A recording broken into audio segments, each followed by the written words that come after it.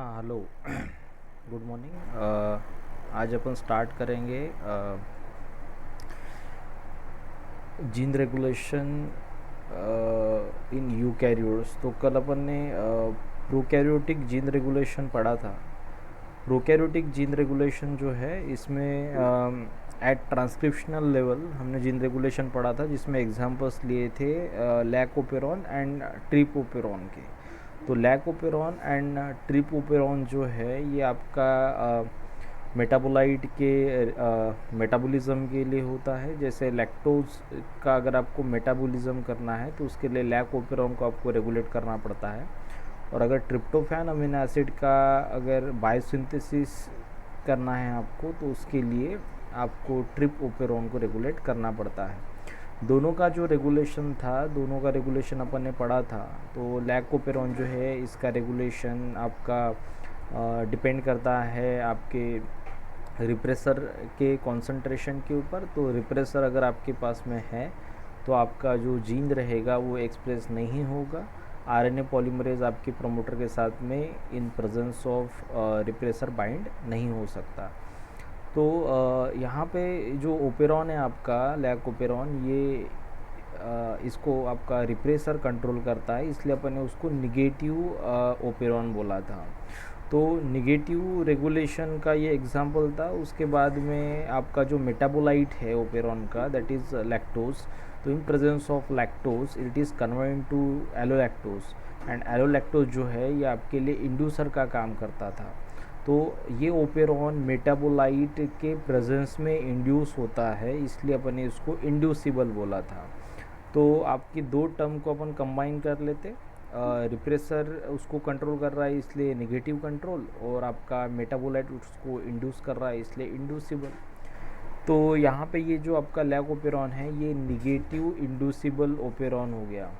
उसके बाद में आपका जो नेक्स्ट है ट्रिप ओपेरॉन। ट्रिप ओपेरॉन आपका रेगुलेट किया जाता है बाय दी रिप्रेसर प्रोटीन। तो वो भी आपका एग्जांपल हो गया निगेटिव कंट्रोल का। और उसके बाद में आपका जो मेटाबोलाइट है ट्रिप्टोफैन, ये ट्रिप्टोफैन आपके ओपेरॉन को रिप्रेस करके रखता था, क्योंकि ट्रिप्टोफैन अगर आपके पास में है तो इसका मतलब आपको उसको सिंथेसिस करने की कोई भी ज़रूरत नहीं है। तो जो ओपेरॉन आपका जिस मेटाबोलाइट के मेटाबॉलिज्म के लिए रिस्पॉन्सिबल होता है, वही मेटाबोलाइट अगर उस ओपेरॉन को रिप्रेस करके रख रहा है तो इसलिए अपन उसको रिप्रेसिबल बोलते हैं। तो आपका ये सेकंड एग्जांपल हो गया negative repressible operon.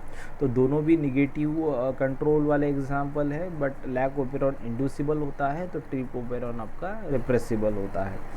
Trip operon जो है इसमें अपन ने जो आपका रेगुलेटर प्रोटीन था, रेगुलेटर प्रोटीन के अलावा आपका अटेन्यूएटर सीक्वेंस या लीडर सीक्वेंस जो है इसको पढ़ा था।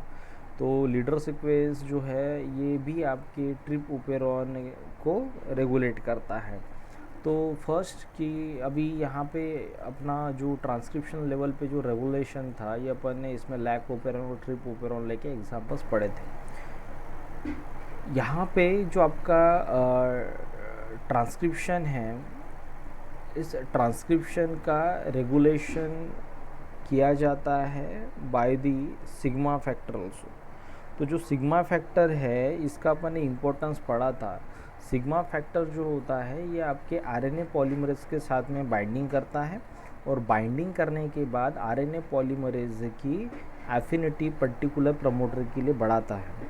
तो प्रोकैरियोट्स में एक ही आरएनए पॉलीमरेज है जो हर एक जीन का ट्रांसक्रिप्शन कर सकता है, बट आपको कौन से जीन का ट्रांसक्रिप्शन करना है ये डिपेंड करता है आपके कंडीशन के ऊपर।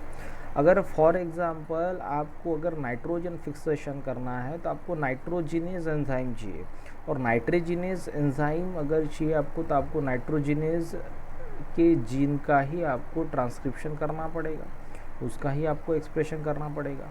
तो नाइट्रोजिनेज जीन जो है इसके ट्रांसक्रिप्शन करने के लिए आपका आरएनए पॉलीमरेज एग्जैक्टली आपके नाइट्रोजिनेज एंजाइम के प्रमोटर के साथ में ही बाइंड होना चाहिए।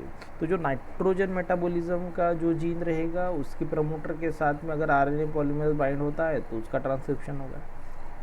अगर फॉर एग्जांपल आपको एक पर्टिकुलर स्ट्रेस कंडीशन आ गया, तो स्ट्रेस कंडीशन किस टाइप का आया, तो आपको स्ट्रेस कंडीशन कोई भी टाइप का आ सकता है, जैसे न्यूट्रिएंट स्ट्रेस कंडीशन, पीएच बढ़ गया, टेम्परेचर बढ़ गया, ऑस्मोलेटिक कंडीशन बढ़ गया, या कोई तो भी दूसरा स्ट्रेस कंडीशन आया। तो स्ट्रेस कंडीशन में जो भी आपके जीन आपके बैक्टीरिया को हेल्प करते हैं, मतलब जो भी प्रोटीन्स आपके बैक्टीरियल सर्वाइवल में इन्वॉल्व होते हैं, वो प्रोटीन का आपको एक्सप्रेशन करना पड़ेगा। तो जैसे अपन हीट शॉक की अगर स्ट्रेस कंडीशन की अगर बात करते हैं, तो हीट शॉक स्ट्रेस कंडीशन में यहाँ पे आपका हीट शॉक प्रोटीन प्रोड्यूस होना चाहिए, जो प्रोटीन के डीनेचुरेशन को प्रिवेंट करता है। तो उस केस में आप हीट शॉक प्रोटीन को ही एक्सप्रेस करोगे, तो उसके लिए आपका RNA polymerase exactly heat shock protein के प्रमोटर के साथ में ही बाइंड होना चाहिए। तो ये जो रेगुलेशन है, स्पेसिफिक रेगुलेशन जो है, ये बैक्टीरिया में या प्रोकैरियोट्स में कैसे होता है। तो स्पेसिफिक रेगुलेशन अगर आपको पढ़ना है, तो स्पेसिफिक रेगुलेशन पढ़ने के लिए यहाँ पे आपको जाना पड़ेगा सिग्मा फैक्टर के पास में। तो जैसे अपन ने बोला था कि सिग्मा फैक्टर जो होता है, ये सिग्मा फैक्टर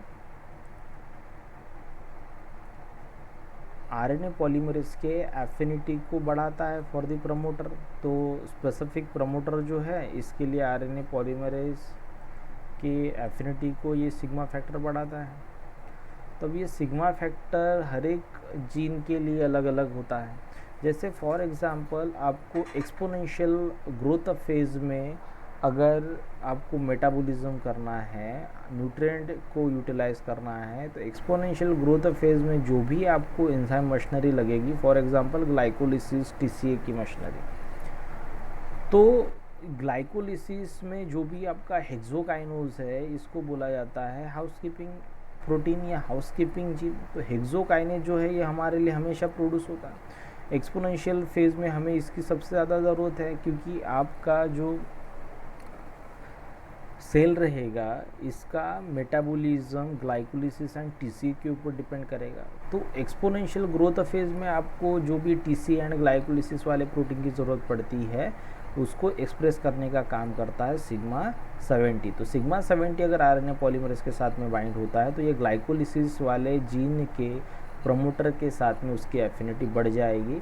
तो ये सिर्फ हाउसकीपिंग जीन का ही एक्सप्रेशन करेगा। उसके बाद में सिग्मा 8 जो है, सिग्मा एस जो है, ये आपका सिग्मा एस का मतलब होता है स्ट्रेस। तो अगर किसी टाइप का अगर स्ट्रेस कंडीशन आ रहा है, तो फॉर एग्जांपल आपके पास बैक्टीरिया के लिए स्ट्रेस सिग्नल क्या हो सकता है, तो कोई तो भी टॉक्सिक मॉलिक्यूल है, रिपेलेंट है, उसको अपन बोलेंगे स्ट्रेस सिग्नल। उसके बाद में यहाँ पे आपके अलग अलग सिग्नल्स की बात करते हैं अपन, तो ऑक्सीडेटिव स्ट्रेस आ सकता है। उसके बाद में यूवी रेडिएशन के केस में आपका डीएनए डैमेज होता है, तो ये भी उसके लिए स्ट्रेस कंडीशन हो गई। उसके बाद अगर टेम्परेचर बढ़ता है, तो उसके प्रोटीन डिनेचर होना स्टार्ट हो जाएंगे, तो आपका हीट शॉक कंडीशन आ गया। हाइपर ऑस्मोलिटी का मतलब होता है कि अगर सॉल्ट कॉन्सेंट्रेशन अगर आपके सेल के बाहर ज़्यादा होता है, तो वाटर मॉलिक्यूल आपका बाहर की तरफ डिफ्यूज होगा। अगर सॉल्ट कॉन्सेंट्रेशन सेल के अंदर बढ़ जाता है, तो उस केस में आपका जो वाटर है, ये बाहर से अंदर आना स्टार्ट हो जाएगा। दोनों भी उसके लिए ऑस्मोटिक स्ट्रेस कंडीशंस होती है। तो हाइपर ऑस्मोलिटी कंडीशन में मतलब आपका सेल के अंदर में अगर सॉल्ट कॉन्सेंट्रेशन ज़्यादा है, तो उस कंडीशन में आपका जो वाटर है, ये सेल के अंदर में डिफ्यूज़ होगा, फाइनली सेल का डेथ होगा। इसलिए यहाँ पे हाइपर ऑस्मोलिटी भी आपका स्ट्रेस कंडीशन है। पीएच अगर आपका ऑप्टिमम पीएच से अगर कम या ज़्यादा होती है, तो वो भी उसके लिए स्ट्रेस कंडीशन माना जाता है। उसके बाद में इथेनॉल जो सेल को किल करता है। उसके बाद में यहाँ पे जैसे कि मैंने बोला था कि टॉक्सिक मॉलिक्यूल, तो टॉक्सिक मॉलिक्यूल कब प्रोड्यूस किए जाते हैं, जब आपका सेल जो है ये एक्सपोनेंशियल ग्रोथ से स्टेशनरी फेज में एंटर करता है और स्टेशनरी से डिक्लाइन फेज में एंटर करता है। तो जब आपका ग्रोथ कर्व जो है ये एक्सपोनेंशियल ग्रोथ से स्टेशनरी फेज में जब एंटर करता है, तो उस केस में टॉक्सिक मॉलिक्यूल का कॉन्सेंट्रेशन बहुत ज़्यादा बढ़ना स्टार्ट हो जाता है। तो जब सेल आपका एक्सपोनेंशियल टू स्टेशनरी ट्रांजिशन करेगा तो उस केस में भी आपका स्ट्रेस कंडीशन डेवलप होगा। तो यहाँ पे आपका जो स्ट्रेस कंडीशन पे लगने वाले जितने भी आपके प्रोटीन्स होते हैं, तो उस प्रोटीन को आपका सिग्मा एस जो है ये एक्सप्रेस करना स्टार्ट करता है। मतलब सिग्मा एस आरएनए पॉलीमरेज के एफिनिटी को specific target gene, stress regulator gene जो रहेगा आपका, तो स्ट्रेस रेगुलेटर जीन के प्रमोटर के लिए आरएनए पॉलीमरेज की एफिनिटी को बढ़ा देता है। उसके बाद में आपके जो सिग्मा 32 है, ये सिग्मा 32 जो है ये स्पेसिफिक होता है only for the heat shock protein. तो आपको यहाँ पे हीट शॉक प्रोटीन जो है इसका अगर एक्सप्रेशन करना है सिर्फ, तो उस कंडीशन में सिग्मा 32 आरएनए पॉलीमरेज के साथ में बाइंड होता है और वो स्पेसिफिकली आपके हीट शॉक प्रोटीन्स को, मतलब आपके चैपेरॉन प्रोटीन्स को और जो आपका प्रोटीन्स दैट फोल्ड और डिग्रेड डैमेज प्रोटीन्स, इसके एक्सप्रेशन को बढ़ा देता है। तो चैपेरॉन्स प्रोटीन जो है ये प्रोटीन अनफोल्डिंग को या डीनेचुरेशन को प्रिवेंट करते हैं। उसके बाद में यहाँ पे चैपेरॉन प्रोटीन का एक्सप्रेशन तो किया जाएगा, बट जो भी आपके प्रोटीन डैमेज हुए हैं उसको डिग्रेड करने वाले जो प्रोटीन्स होते हैं उसको भी यहाँ पे एक्सप्रेस किया जाएगा। उसके बाद में सिग्मा ई जो है, ई डिनोट करते हैं आपके सेल इन्वेलप को। तो जो आपका इन्वेलप प्रोटीन्स जो रहेंगे या इन्वेलप को जनरेट करने के लिए जो भी प्रोटीन्स रहेंगे उसके एक्सप्रेशन को सिग्मा ई जो है ये बढ़ाता है। उसके बाद में एफ और 28, सिग्मा एफ जो है या फिर 28 जो है ये आपके फ्लैजेलल रिलेटेड जीन को एक्सप्रेस करना स्टार्ट करता है। तो फ्लैजेला प्रोटीन जो रहेगा आपका, ये फ्लैजेला प्रोटीन के एक्सप्रेशन को सिग्मा एफ या 28 बढ़ाता है। ठीक है। उसके बाद में एफ ई का मतलब आयरन। तो FeCl जो है ये एक सिग्मा फैक्टर का नाम है जो आपके आयरन स्टार्वेशन कंडीशन में आरएनए पॉलीमरेज को पर्टिकुलर जीन का एक्सप्रेशन करने में हेल्प करता है। तो ये आपका आरएनए पॉलीमरेज जो है ये transport machinery for iron citrate Uptake, मतलब सेल के अंदर में आयरन साइट्रेट को ट्रांसपोर्ट करने के लिए जो आपको प्रोटीन लगेगा उस प्रोटीन को एक्सप्रेस करने में FeCl आपको हेल्प करता है। उसके बाद में सिग्मा 54 जो आपका नाइट्रोजन मेटाबॉलिज्म से रिलेटेड है। अगर नाइट्रोजन स्टार्वेशन कंडीशन आता है तो नाइट्रोजन स्टार्वेशन कंडीशन में नाइट्रोजन का मेटाबॉलिज्म बढ़ाने के लिए जो भी आपको प्रोटीन की ज़रूरत पड़ती है उस प्रोटीन के एक्सप्रेशन को आपका सिग्मा 54 बढ़ाता है। तो सिग्मा 54 आपके आरएनए पॉलीमरेज के एफिनिटी को बढ़ाता है फॉर दी टारगेट जीन। ठीक है यहाँ तक। उसके बाद में नेक्स्ट जो कंसेप्ट है प्रोकैरियोटिक जीन रेगुलेशन में, वो है आपका एंटीसेंस आरएनए इन जीन रेगुलेशन। तो एंटीसेंस आरएनए का मतलब क्या होता है? एंटीसेंस का मतलब ये एक ऐसा आपका आरएनए होता है जो आपके एमआरएनए के सीक्वेंस के साथ में कॉम्प्लीमेंटेशन शो करता है। ये आपके स्मॉल आरएनए के एग्जांपल्स है। तो स्मॉल आरएनए मतलब इनमें न्यूक्लियोटाइड बहुत कम होता है। तो small RNA molecule that is complementary with the mRNA sequence. तो एमआरएनए के साथ में अगर कोई भी अगर आपका आरएनए कॉम्प्लीमेंटेशन करता है तो उस आरएनए को अपन ट्रांसलेट नहीं कर सकते। ट्रांसलेट क्यों नहीं कर सकते? क्योंकि राइबोसोम जो है उसको सिंगल स्ट्रैंडेड एमआरएनए चाहिए कोडॉन को रीड करने के लिए। तो अगर आपके पास में कॉम्प्लीमेंटेशन हुआ है एंटीसेंस आरएनए जो है इसने आपके एमआरएनए के साथ में कॉम्प्लीमेंटेशन किया है, मतलब वहाँ पे double standard RNA structure form हो गया। डबल स्टैंडर्ड आरएनए स्ट्रक्चर अगर फॉर्म होता है तो राइबोसोम आपके शाइन एंड डेलगैर्नो सीक्वेंस को रिकॉग्नाइज नहीं कर सकता, मतलब राइबोसोम बाइंडिंग साइट अगर अवेलेबल नहीं होगी, एमआरएनए अवेलेबल नहीं होगा तो राइबोसोम वहाँ पे बाइंडिंग नहीं कर सकता। तो आपका जो translation control by antisense RNA जो है ये इसका एक एग्जांपल है हमारे पास में। तो जो आपका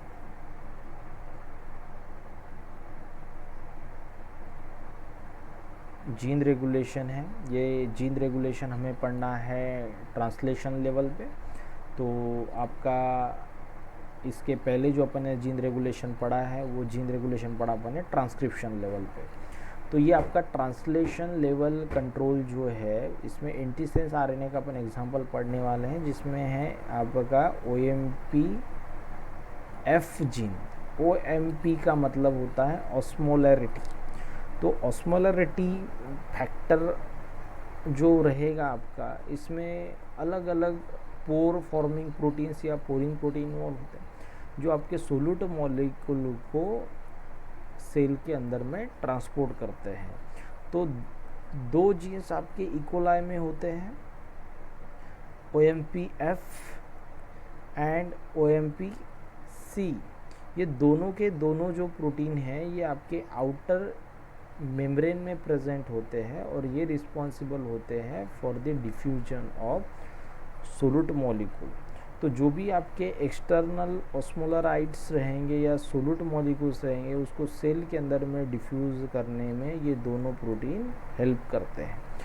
OMP-F एंड OMP-C ये जो दो जीन हैं, इसमें से आपका OMP-F का पोर साइज़ बहुत बड़ा होता है, तो OMP-C जो रहेगा इसका पोर साइज़ छोटा होता है। तो जब ऑस्मोटिक कंडीशन जब बढ़ेगी, सोल्यूट कॉन्सेंट्रेशन जब सेल के बाहर बढ़ेगा, इन्वायरमेंट में बढ़ेगा, तब OMP-C का पोर साइज छोटा होने के कारण वो स्पेसिफिकली सोल्यूट मॉलिक्यूल को ट्रांसपोर्ट कर सकता है। स्पेसिफिकली का मतलब होता है कि अगर OMP-C का जो भी पोर साइज रहेगा उसके हिसाब से ही वहाँ पे सोल्यूट मॉलिक्यूल को ट्रांसपोर्ट किया जाएगा इनसाइड द सेल और across the membrane. But OMP-F का पोर साइज़ बड़ा होने के कारण यहाँ पे OMP-F स्पेसिफिकली मॉलिक्यूल को ट्रांसपोर्ट नहीं कर सकता, सोल्यूट को ट्रांसपोर्ट नहीं कर सकता। OMP-F के पोर साइज़ से छोटा जो भी आपके पास में सोल्यूट रहेगा उस सोल्यूट को आपका OMP-F अलाउ करेगा। तो ऑस्मोलरिटी आपके सेल के अंदर में बढ़ जाएगी, सोल्यूट कॉन्सेंट्रेशन आपके सेल के अंदर में बढ़ जाएगा। तो यहाँ पे जब ऑस्मोलरिटी मीडियम की बहुत ज़्यादा बढ़ जाती है तो सेल को अगर उस कंडीशन में सर्वाइव करना है तो सोल्यूट ट्रांसपोर्टेशन को आपको इनिबिट करना पड़ेगा। सोल्यूट ट्रांसपोर्टेशन को अगर आपको इनिबिट करना है तो आपको OMP-F जो लार्ज पोरिन प्रोटीन है इसके ट्रांसलेशन को आपको इनिबिट करना पड़ेगा। तो आप इसका अगर रेगुलेशन ट्रांसक्रिप्शन लेवल पे अगर नहीं कर सकते तो आपको इसको ट्रांसलेशन लेवल पे करना पड़ेगा। तो आपका ये जो OMP-F है इसके ट्रांसलेशन को इनिबिट करने के लिए हमारे पास में है MYC-F जीन। तो MYC-F जो है ये फॉर्म करता है complementary RNA with the OMP-F mRNA। तो जो इसका आरएनए रहेगा ये आपके mRNA के साथ में कॉम्प्लीमेंटेशन करेगा, तो इसलिए इसको बोला जाता है mRNA इंटरफेरेंस। तो mRNA इंटरफेरिंग कॉम्प्लीमेंट्री आरएनए जो रहेगा आपका ये आपके OMP-F के साथ में बाइंडिंग कर सकता है। तो यहाँ पे देखो कि आपका अगर लो ऑस्मोलरिटी कंडीशन अगर है तो लो ऑस्मोलरिटी कंडीशन में OMP-F का जो जीन है और OMP-C का जो जीन है ये दोनों भी ट्रांसक्रिप्शन करेंगे, mRNA बनेगा और mRNA का अगर फाइनली ट्रांसलेशन होता है तो यहाँ पे आपको OMP-F प्रोटीन भी मिलेगा। तो OMP-F प्रोटीन आपको यहाँ पे मिल गया। OMP-F प्रोटीन अगर यहाँ पे आपको मिलता है तो ये आपका जाके इंसर्ट होगा आपके आउटर मेम्ब्रेन में, सोल्यूट मॉलिक्यूल को अलाउ करेगा। बट आपका जो ऑस्मोलिटी है ये अगर बढ़ता है तो हाई ऑस्मोलिटी कंडीशन में क्या होगा, तो हाई ऑस्मोलिटी कंडीशन में माइक एफ जीन जो है ये एक्सप्रेस होना स्टार्ट हो जाएगा। माइक एफ जीन अगर एक्सप्रेस होता है तो it is responsible for the production of antisense RNA और complementary RNA against the mRNA. तो यहाँ पे आपका एंटीसेंस आरएनए जो है ये 5 प्राइम अनट्रांसलेटेड रीजन जो रहेगा आपके OMP F mRNA का, इसके साथ में ये कॉम्प्लीमेंटेशन कर सकता है। यहाँ पे ही आपकी राइबोसोम बाइंडिंग साइट होती है, तो ये आपके राइबोसोम बाइंडिंग साइट को ब्लॉक कर देगा। तो mic F RNA pair with the 5 prime untranslated region UTR region of OMP F mRNA that responsible for the blocking of the ribosome binding site. तो आपका ट्रांसलेशन यहाँ पे नहीं होगा। इसको बोला जाता है RNA इंटरफेरेंस। तो ये mRNA जो है इसके ट्रांसलेशन को इनिबिट कर रहा है, इसलिए अपन इसको बोलेंगे antisense RNA mediated regulation at translation level, और इसको अपन बोलेंगे इंटरफेरेंस ऑफ RNA। तो ये जो आपका एंटीसेंस RNA है ये आपको bacteria as well as bacteriophage में भी दिखाई देता है।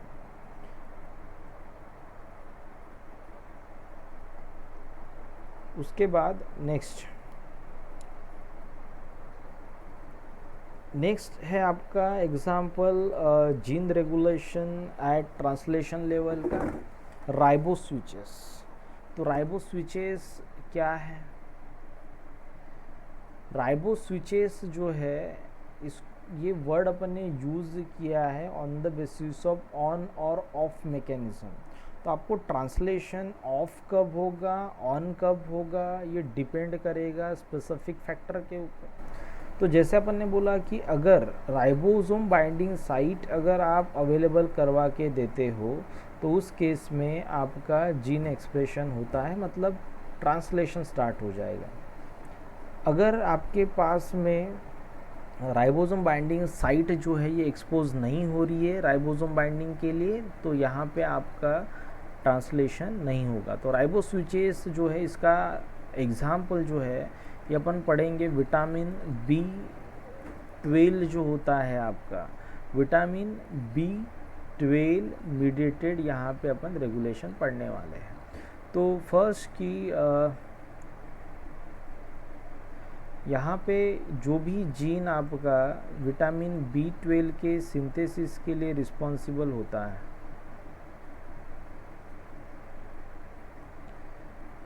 तो सिंथेसिस ऑफ विटामिन B12 वाला जो जीन है आपका,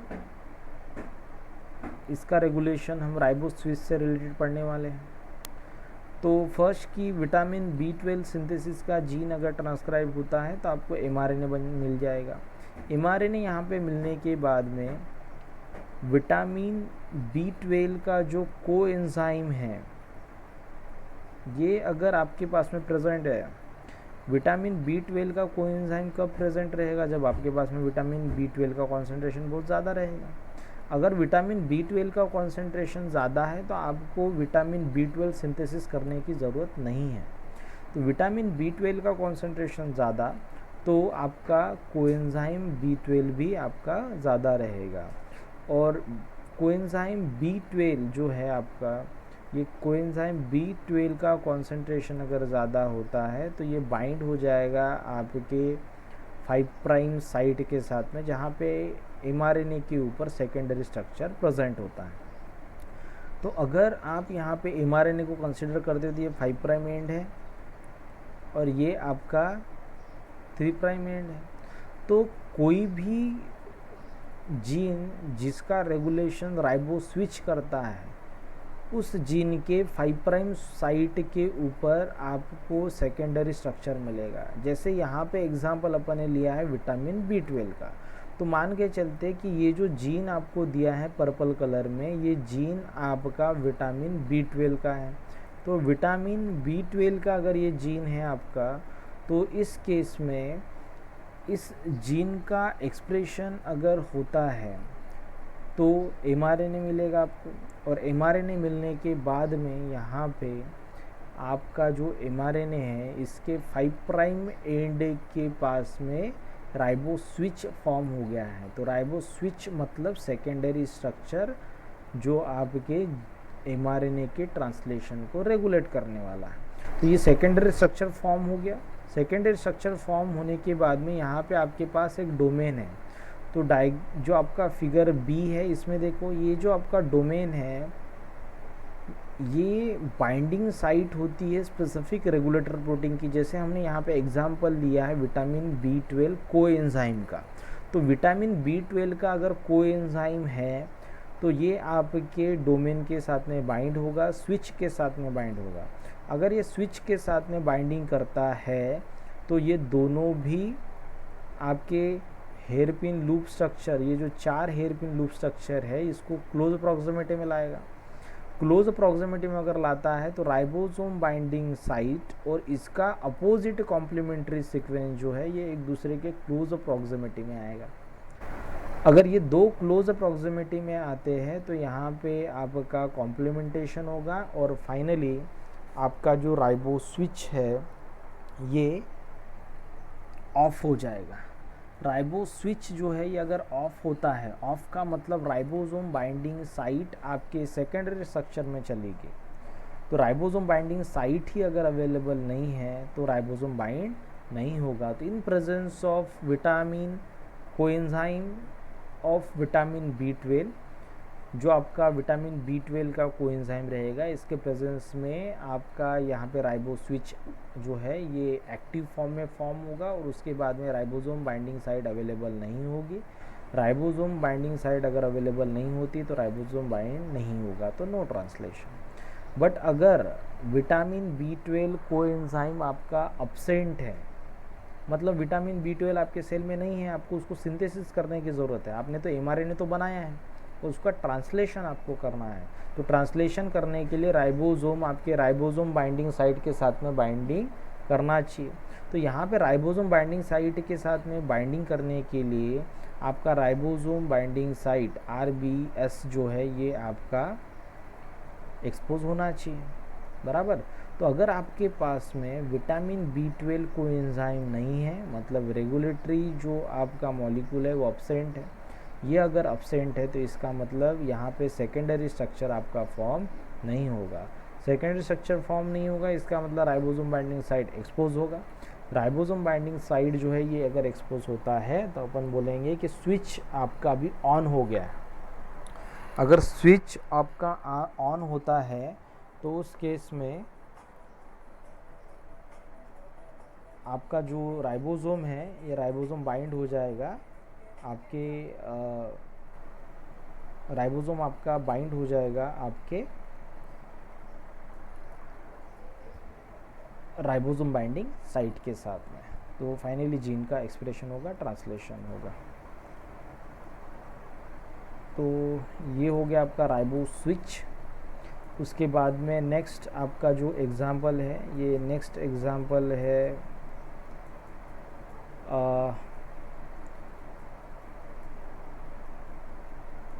राइबोजाइम का। तो पहला अपन ने पढ़ा RNA साइलेंसिंग और इंटरफेरेंस, जिसको अपन ने RNA इंटरफेरेंस में अपन ने एग्जांपल दिया था आपके OMP-F प्रोटीन का। उसके बाद में जो आपका RNA इंटरफेरेंस है उसके बाद में अपन ने यहाँ पे राइबो स्विच और नेक्स्ट है आपका राइबोजाइम। तो देखो यहाँ पे कि mRNA जो है ये जब तक स्टेबल होता है, स्टेबल का मतलब वो जब तक राइबोसोम के लिए अवेलेबल है तब तक वो राइबोसोम उसका ट्रांसलेशन करते रहेगा। बट अगर फॉर एग्जांपल आपका जो RNA है, mRNA है, ये अगर राइबोसोम के लिए अवेलेबल नहीं है, तो राइबोसोम के लिए अवेलेबल नहीं है तो इसका मतलब वो डिग्रेड हो गया है। तो आपका ट्रांसलेशन नहीं होगा, आपको प्रोटीन नहीं मिलेगा।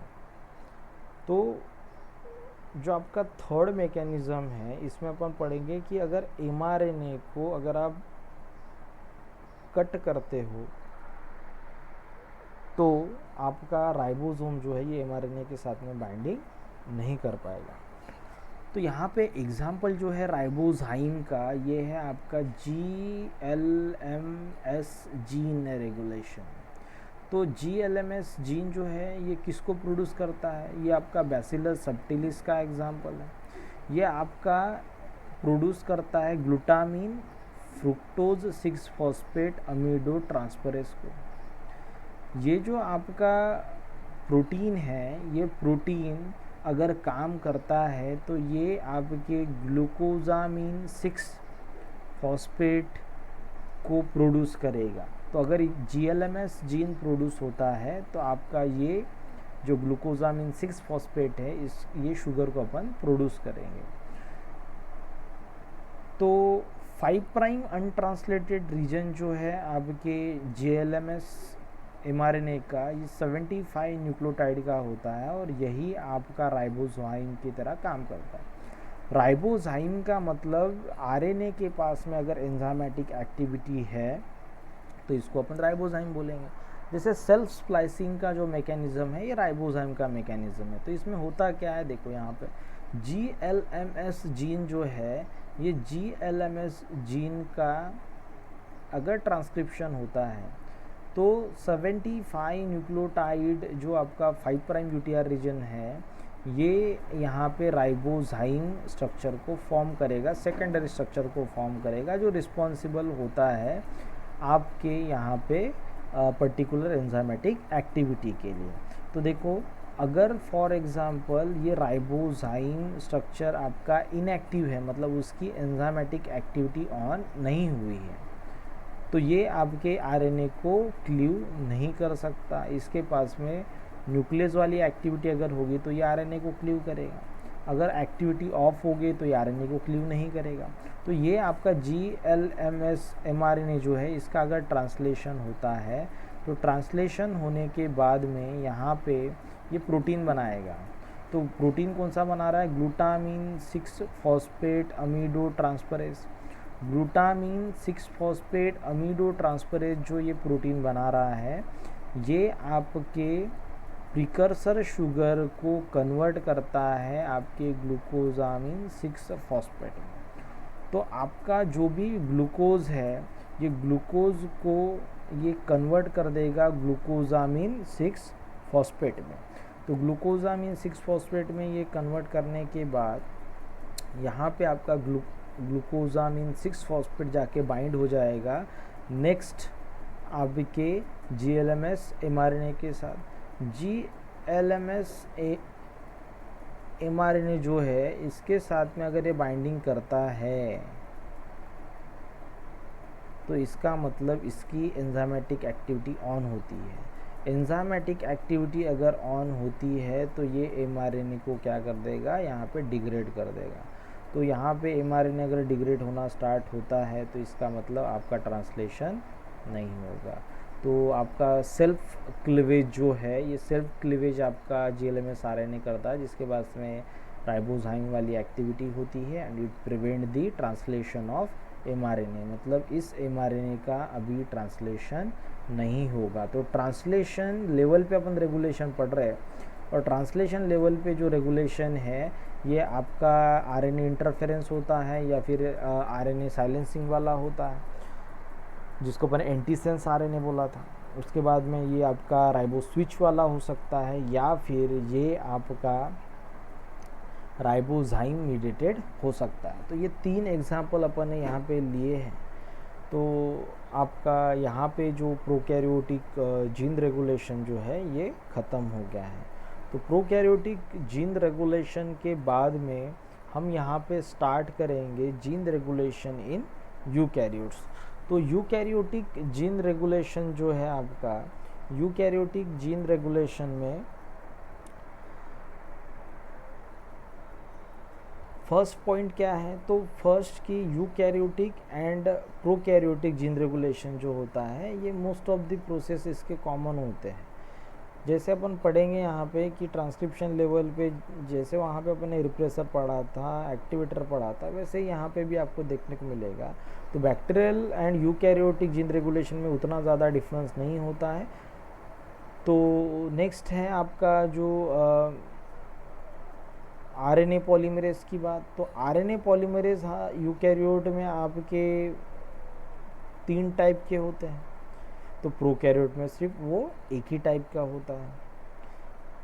उसके बाद में आपके जो डीएनए बाइंडिंग प्रोटीन्स होते हैं, ये डीएनए बाइंडिंग प्रोटीन्स आपके प्रोकैरियोट में जैसे आरएनए पॉलीमरेज को इन्फ्लुएंस करते हैं, वैसे ही आपके आरएनए पॉलीमरेज को भी वो इन्फ्लुएंस करेंगे, रेगुलेट करेंगे।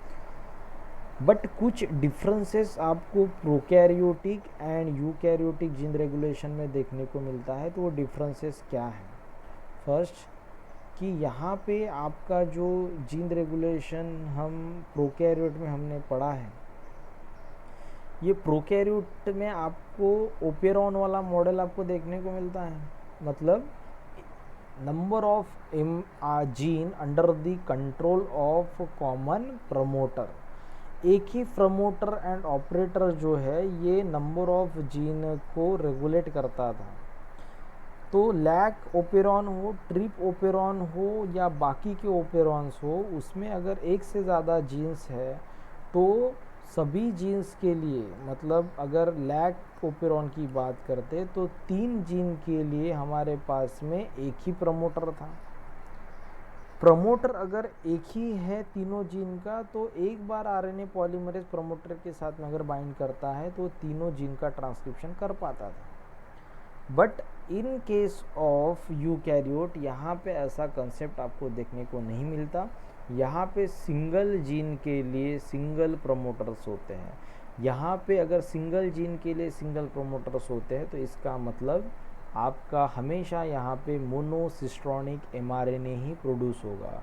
तो आपके यूकैरियोट में मोनोसिस्ट्रॉनिक एमआरएनए प्रोड्यूस किए जाते हैं, तो आपके प्रोकैरियोट में पॉलीसिस्ट्रॉनिक एमआरएनए प्रोड्यूस किए जाते हैं। मतलब एक ही एमआरएनए के ऊपर अगर एक से ज़्यादा प्रोटीन के लिए सीक्वेंसेस अवेलेबल है, कोडॉन्स अवेलेबल है, तो उसको बोला जाता है पॉलीसिस्ट्रॉनिक एमआरएनए। तो यहाँ पे ये फर्स्ट डिफरेंस हो गया। सेकेंड डिफरेंस क्या है? तो सेकेंड डिफरेंस है आपका यहाँ पे क्रोमैटिन स्ट्रक्चर का। बैक्टीरिया में आपको हिस्टोन प्रोटीन नहीं मिलता। तो हिस्टोन प्रोटीन नहीं है तो आपको जीनोमिक लेवल पे आपको जो आपका क्रोमैटिन है उसको आरएनए पॉलीमरेज के लिए एक्सेसिबल करने की ज़रूरत नहीं होती। But in case of eukaryote अगर आपके क्रोमैटिन स्ट्रक्चर में हिस्टोन कॉम्पैक्टली अगर बाउंड है तो उसको पहले वहाँ से आपको डिस्प्लेस करना पड़ेगा, डिसोसिएट करना पड़ेगा। और जब तक हिस्टोन आपके प्रमोटर को एक्सपोज नहीं होने देता तब तक आरएनए पॉलीमरेज वहाँ पे रिक्रूट नहीं होगा। तो आरएनए पॉलीमरेज जो है ये आपके प्रमोटर के लिए एक्सेसिबल होना चाहिए। तो यहाँ पे आपका प्रमोटर के साथ में अगर आरएनए पॉलीमरेज बाइंडिंग करता है तभी आपका जीन का ट्रांसक्रिप्शन हो पाएगा। तो प्रोकैरियोट्स में क्रोमैटिन स्ट्रक्चर आपको देखने को नहीं मिलता, इसलिए हमने जीन रेगुलेशन जो है ये जीनोमिक लेवल पे अपन ने प्रोकैरियोट में नहीं पढ़ा, बट हमें यूकैरियोट में इसको पढ़ना पड़ेगा। उसके बाद में थर्ड जो डिफरेंस है, थर्ड डिफरेंस क्या है? तो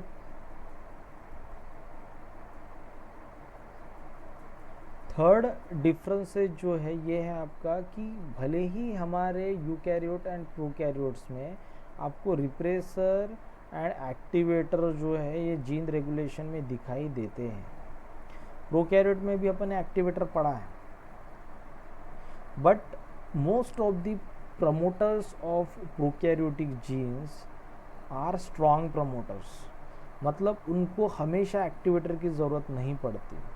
तो अगर आप most of the bacterial gene देखो, उनके प्रमोटर्स अगर देखते हो तो उनके प्रमोटर स्ट्रांग होते हैं, उनको कोई भी एक्टिवेटर की ज़रूरत नहीं पड़ती।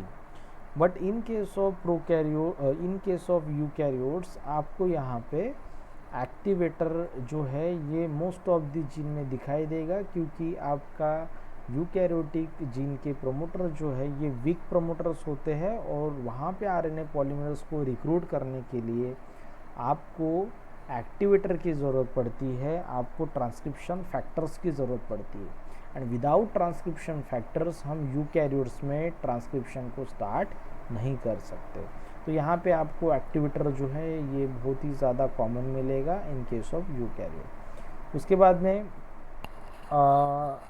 लास्ट जो डिफरेंस है, लास्ट डिफरेंस क्या है, तो आपका फिफ्थ डिफरेंस है कि यूकैरियोट्स में ट्रांसलेशन होता है साइटोप्लाज्म में, बट ट्रांसक्रिप्शन होता है न्यूक्लियस में। तो ट्रांसक्रिप्शन होने के बाद में आपके एमआरएनए को ट्रांसलेशन करने के लिए आपको साइटोसोल में भेजना पड़ेगा। तो साइटोसोल में ट्रांसपोर्ट करने के लिए यहाँ पे आपके पास में अलग सिस्टम होता है जो एमआरएनए को न्यूक्लियस से साइटोसोल में ट्रांसपोर्ट करता है। तो जो आपका ट्रांसक्रिप्शन एंड ट्रांसलेशन है इसको आपका न्यूक्लियर मेम्ब्रेन सेपरेट करता है, जो यहाँ पे आपके ट्रांसक्रिप्शन एंड ट्रांसलेशन जो है इसको सेपरेट करेगा। तो सेपरेट अगर करता है तो ट्रांसक्रिप्शन के लिए आपको कंप्लीट टाइम लेना पड़ेगा और ट्रांसलेशन के लिए आपको कंप्लीट टाइम लेना पड़ेगा। But in case of prokaryote यहाँ पे आपको ट्रांसक्रिप्शन एंड ट्रांसलेशन अगर आपके कपल्ड होते हैं तो इसका मतलब वहाँ पे आपको ट्रांसक्रिप्शन एंड ट्रांसलेशन के लिए सेपरेट टाइम देने की ज़रूरत नहीं होती।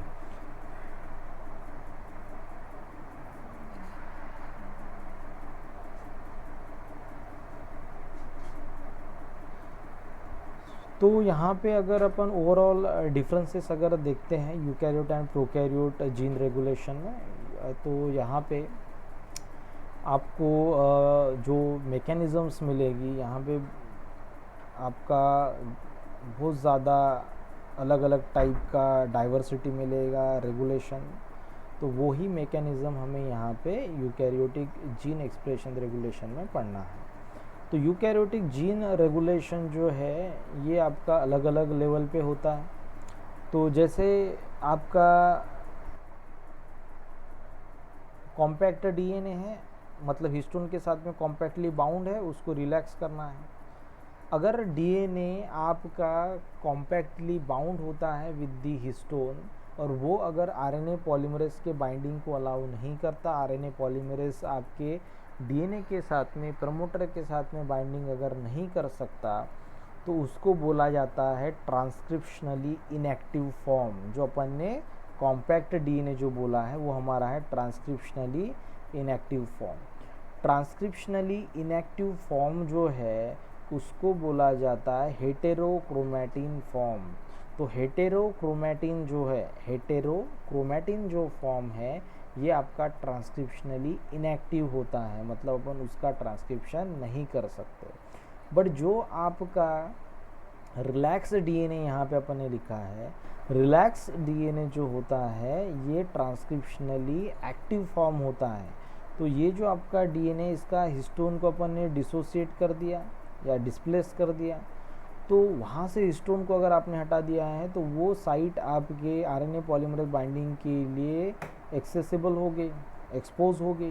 तो यहाँ पे आरएनए पॉलीमरेज अगर आपका बाइंडिंग कर सकता है, इसका मतलब ये ट्रांसक्रिप्शनली एक्टिव फॉर्म है, जिसको अपन रिलैक्स डीएनए बोल रहे हैं। और ट्रांसक्रिप्शनली एक्टिव फॉर्म जो है आपका, इसको बोला जाता है you chromatin form, you chromatin form. ठीक है, तो आपका जो रिलैक्स है इसको अपन ने बोला है यू क्रोमैटिन फॉर्म, तो यू क्रोमैटिन फॉर्म। और जो आपका कॉम्पैक्ट डीएनए है इसको अपन बोलेंगे हेटेरोक्रोमैटिन फॉर्म। तो ये आपका हो गया जीनोमिक लेवल पे रेगुलेशन, कि अगर आपके पास में जीन हेटेरो फॉर्म में है तो उसको यूक्रोमैटिन फॉर्म में आपको कन्वर्ट करना पड़ेगा। चलो ये तो हो गया जीनोमिक लेवल पे। तो उसके बाद में आपका नेक्स्ट पढ़ेंगे ट्रांसक्रिप्शन लेवल। ट्रांसक्रिप्शन लेवल जो है, ये ट्रांसक्रिप्शन लेवल पे आपका जो जीन रेगुलेशन है, इसमें आपके एक्टिवेटर, रिप्रेसर, को एक्टिवेटर, को रिप्रेसर, उसके बाद में enhancer sequences, silencer sequences, insulator, ये सब हम यहाँ पे ट्रांसक्रिप्शन कंट्रोल में पढ़ने वाले हैं कि कौन से सीक्वेंस आपके ट्रांसक्रिप्शन को रेगुलेट कर सकते हैं। उसके बाद में आपका आरएनए बनने के बाद, एमआरएनए बनने के बाद यहाँ पे यूकैरियोट में डायरेक्टली मैच्योर आरएनए नहीं बनता, इसलिए उसको बोला जाता है प्रिकर्सर एमआरएनए। प्रिकर्सर एमआरएनए जो है, इसका अगर अपन प्रोसेसिंग करते हैं तो यहाँ पे आपको 5' कैपिंग, 3' पॉली ए टेल और उसके बाद में स्प्लाइसिंग करना पड़ता है। तो स्प्लाइसिंग यहाँ पे अगर आप करोगे तो यहाँ पे आपका नेक्स्ट जो है, नेक्स्ट जीन रेगुलेशन का पार्ट है पोस्ट ट्रांसक्रिप्शनल रेगुलेशन।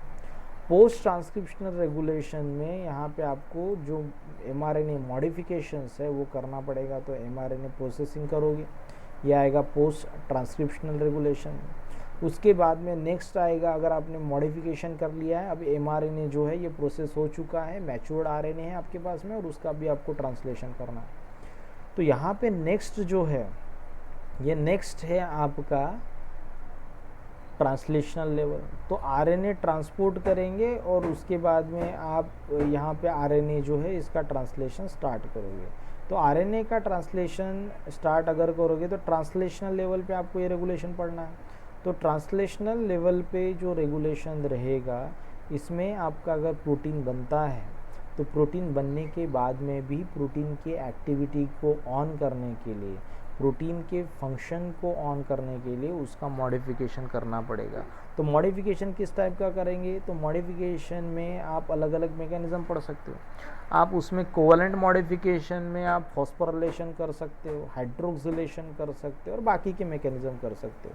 तो यहाँ पे अलग अलग आपके पास में मैकेनिज़्म रहेंगे जो इन्वॉल्व रहेंगे आपके प्रोटीन के एक्टिवेशन के लिए। तो इसको अपन बोलेंगे ट्रांसलेशन के बाद में आपका नेक्स्ट रहेगा post translational modification. And finally post translational modification होने के बाद में अगर प्रोटीन आपका एक्टिव आपको मिलता है तो इसका मतलब वो आपको पर्टिकुलर बायोकेमिकल रिएक्शंस देगा, और बायोकेमिकल रिएक्शंस अगर आपको मिल रहे हैं इसका मतलब जीन आपका एक्सप्रेस हो गया है। तो जीन एक्सप्रेशन का एंड कहाँ पे होता है? जहाँ पे आपको प्रोटीन की एक्टिविटी मिलती है। तो जीन एक्सप्रेशन मतलब आपका active protein production. Gene regulation का मतलब सिर्फ ट्रांसक्रिप्शन या फिर आपके जीनोमिक लेवल पे नहीं होता। जीन रेगुलेशन को ट्रांसक्रिप्शन के साथ में ही रिलेट नहीं करना है। अगर आप बोलते हो कि जीन का ट्रांसक्रिप्शन हुआ है और एमआरएनए बन गया मतलब जीन एक्सप्रेस हो गया, ऐसा नहीं है। जीन एक्सप्रेशन मतलब आपका फाइनल प्रोटीन प्रोडक्शन, और फाइनल प्रोटीन अगर प्रोड्यूस होता है आपका तो वो एक्टिव भी होना चाहिए। प्रोटीन प्रोडक्शन ही इम्पोर्टेंट नहीं है, उसकी एक्टिविटी हमारे लिए इम्पोर्टेंट है।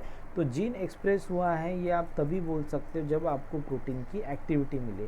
तो फाइनल जो आपका रेगुलेशन है ये पोस्ट ट्रांसलेशनल लेवल पे किया जाता है। तो regulation of eukaryotic gene expression at different level जो है, इसमें आपने फर्स्ट जो जीनोमिक लेवल पे पढ़ा है। तो जीनोमिक लेवल में हमें क्या क्या पढ़ना है? तो जीनोमिक लेवल में यहाँ पे हमें हिस्टोन मॉडिफिकेशन में हिस्टोन एसिटाइलेशन पढ़ना है। उसके बाद में हिस्टोन एंड डीएनए जो है इसका मिथाइलेशन पढ़ना है। इसके अलावा हमें फॉस्फोराइलेशन, यूबिक्विटिनाइलेशन, उसके बाद में आपका सुमोइलेशन, एडीपी राइबोसाइलेशन, ये अलग अलग मैकेनिज्म हमें पढ़नी है जो कोवलेंट मॉडिफिकेशन के अंडर में आती है। तो एट जीनोमिक लेवल आपको करना क्या है? हिस्टोन जो है इसको वहाँ से डिसोसिएट करना है। यूक्रोमेटिन, हेट्रोक्रोमेटिन फॉर्म जो है उसको किस में कन्वर्ट करना है? यूक्रोमेटिन में। तो हेट्रोक्रोमेटिन फॉर्म जो है, हेट्रोक्रोमेटिन फॉर्म को अगर आपको यूक्रोमेटिन फॉर्म में अगर कन्वर्ट करना है तो उसके लिए आपको करना पड़ेगा हिस्टोन का मॉडिफिकेशन। तो हेट्रोक्रोमेटिन टू यूक्रोमेटिन फॉर्म में कन्वर्ट करने के लिए हमें यहाँ पे आपका अलग अलग कोवेलेंट मॉडिफिकेशन करना पड़ेगा हिस्टोन का। तो यहाँ पे अपन जीनोमिक लेवल पे ये रेगुलेशन पढ़ने वाले हैं। इसके अलावा जो जीन एम्प्लीफिकेशन है, ये एक मैकेनिज़्म है आपका जीनोमिक लेवल पे। अगर कोई आपको एक्सप्रेशन को बढ़ाना है तो कोई ऑर्गेनिज्म में ड्यूरिंग इवोल्यूशन यहाँ पे जीन कॉपीज़ जो है इसको बढ़ाया गया है, ठीक है। तो जीन कॉपीज़ एम्प्लीफिकेशन जो है ये भी आपका एक जीनोमिक रेगुलेशन का पार्ट होता है। उसके बाद में नेक्स्ट है at transcriptional level and post transcriptional level. तो ट्रांसक्रिप्शनल लेवल जो है इसमें इनिशिएशन जो है ट्रांसक्रिप्शन के, इसके रेट को अगर आप रेगुलेट कर पाते हो तो आपका ट्रांसक्रिप्शन रेगुलेट होगा। उसके बाद में पोस्ट ट्रांसक्रिप्शनल लेवल पे आप 5 prime capping, 3 prime polyadenylation and alternative splicing पढ़ेंगे। तो स्प्लाइसिंग में भी अपन ने जो एक पार्ट पढ़ा था अल्टरनेटिव स्प्लाइसिंग, ये अल्टरनेटिव स्प्लाइसिंग भी आपके एक्टिव प्रोटीन के एमआरएनए प्रोडक्शन के लिए रिस्पॉन्सिबल होती है। तो आगे चल के हम एग्जांपल पढ़ने वाले हैं, या इसके पहले भी हमने पढ़ा है कि capital T antigen and small T antigen of SV40 virus जो होता है, ये अगर आपको एक ही एमआरएनए से प्रोड्यूस करना है तो उसका स्प्लाइसिंग आपको अलग अलग तरीके से करना पड़ता है। तो आप जब अलग अलग तरीके से यहाँ पे स्प्लाइसिंग करते हो, वो स्प्लाइसिंग का प्रोडक्ट आपका डिफरेंट फॉर्म ऑफ एमआरएनए होता है, तो उसको बोला जाता है अल्टरनेटिव स्प्लाइसिंग। तो अल्टरनेटिव स्प्लाइसिंग भी आपका यहाँ पे पोस्ट ट्रांसक्रिप्शनल लेवल पे काम करेगा एंड फाइनली आएगा आपका एमआरएनए स्टेबिलिटी। तो एमआरएनए स्टेबिलिटी का जो मैकेनिज़्म है, इसमें एमआरएनए जो है आपका ये स्टेबल होना चाहिए, ट्रांसलेशन के लिए राइबोसोम के लिए अवेलेबल होना चाहिए, तो ही आप यहाँ पे एक्टिव प्रोटीन बना सकते हैं या प्रोटीन के कॉन्सेंट्रेशन को बढ़ा सकते हैं। उसके बाद नेक्स्ट एट ट्रांसलेशन लेवल। तो translation level and post translational level जो है, यहाँ पे आपको प्रोटीन स्टेबिलिटी पढ़नी है। तो प्रोटीन की स्टेबिलिटी को बढ़ाना है तो उसके लिए आपका प्रोटीन जो है उसको मॉडिफाइड करना पड़ेगा। प्रोटीन को मॉडिफाइड करने के बाद में यहाँ पे जो आपका रेगुलेशन है, ये रेगुलेशन पोस्ट ट्रांसलेशनल लेवल पे हो जाएगा। मतलब प्रोटीन की एक्टिविटी ऑन या ऑफ करने के लिए आपको उसको मॉडिफिकेशन करना पड़ेगा। उसके बाद में आपका जो रेट ऑफ ट्रांसलेशन है, ये रेट ऑफ ट्रांसलेशन इनिशिएशन जो है इसको आप रेगुलेट कर सकते हैं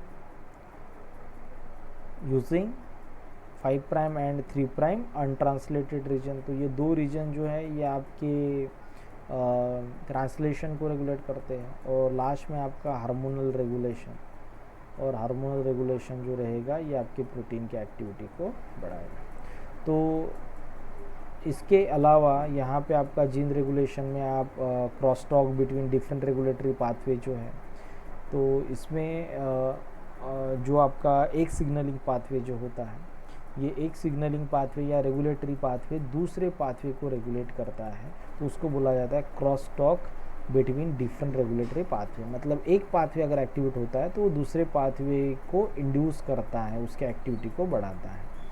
तो एट जीनोमिक लेवल पे हमें जो यहाँ पे रेगुलेशन पढ़ना है, तो एट जीनोमिक लेवल यहाँ पे जो हम रेगुलेशन पढ़ेंगे, यहाँ पे फर्स्ट है हिस्टोन का मॉडिफिकेशन। हिस्टोन मॉडिफिकेशन में यहाँ पे आपका जो हिस्टोन है इसको आपको अलग अलग मैकेनिज्म से मॉडिफाइड करना है। बट सबसे पहले हाइपर सेंसिटिविटी साइड क्या होती है? हाइपर सेंसिटिविटी साइड जो है, ये हाइपर सेंसिटिविटी जो वर्ड है ये इम्यूनोलॉजिकल टर्म से रिलेटेड नहीं है। हाइपर सेंसिटिविटी मतलब जो मोस्ट सेंसिटिव साइट होती है for the nucleus enzyme, DNAs enzyme. तो डीएनएज एंजाइम जो है वो कौन से साइट को रिकॉग्नाइज कर सकता है? तो डीएनएज एंजाइम जो है ये आपके यूक्रोमेटिन फॉर्म ऑफ डीएनए को ही रिकॉग्नाइज कर सकता है, क्योंकि यूक्रोमेटिन फॉर्म में आपके जो हिस्टोन है, ये हिस्टोन आपके डीएनए से डिसोसिएट हो जाते हैं।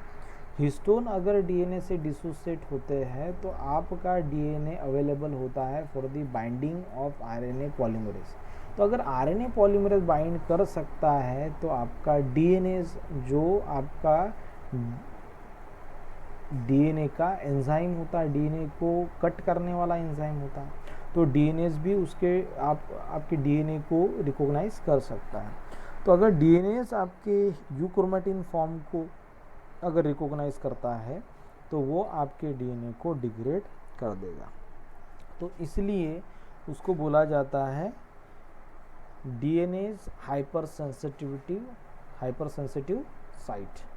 उसके बाद नेक्स्ट, तो यहाँ पे DNA is less tightly bound to histone, it become sensitive to DNA 1 degradation, और इसलिए उसको बोला जाता है डीएनए 1 हाइपर सेंसिटिव साइट। उसके बाद में नेक्स्ट, यहाँ पे आपका जो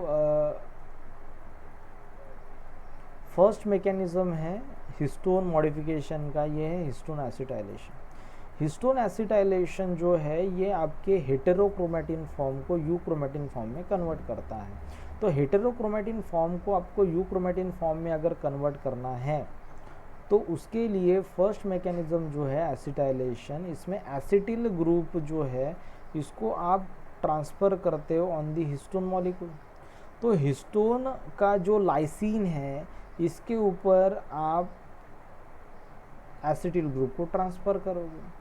हिस्टोन के लाइसिन के ऊपर अगर एसिटिल ग्रुप को आप ट्रांसफ़र करते हो तो हिस्टोन जो है इसका एफिनिटी डीएनए के लिए कम हो जाता है, तो वो डीएनए से डिसोसिएट हो जाता है, या डीएनए जो है उसके साथ में लूजली बाउंड होता है, जिसकी वजह से आरएनए पॉलीमरेज जो है वहाँ पे रिक्रूट हो सकता है। तो हिस्टोन एसिटाइलेशन अगर आपको करना है तो सबसे पहले आपको हिस्टोन के बारे में पता होना चाहिए।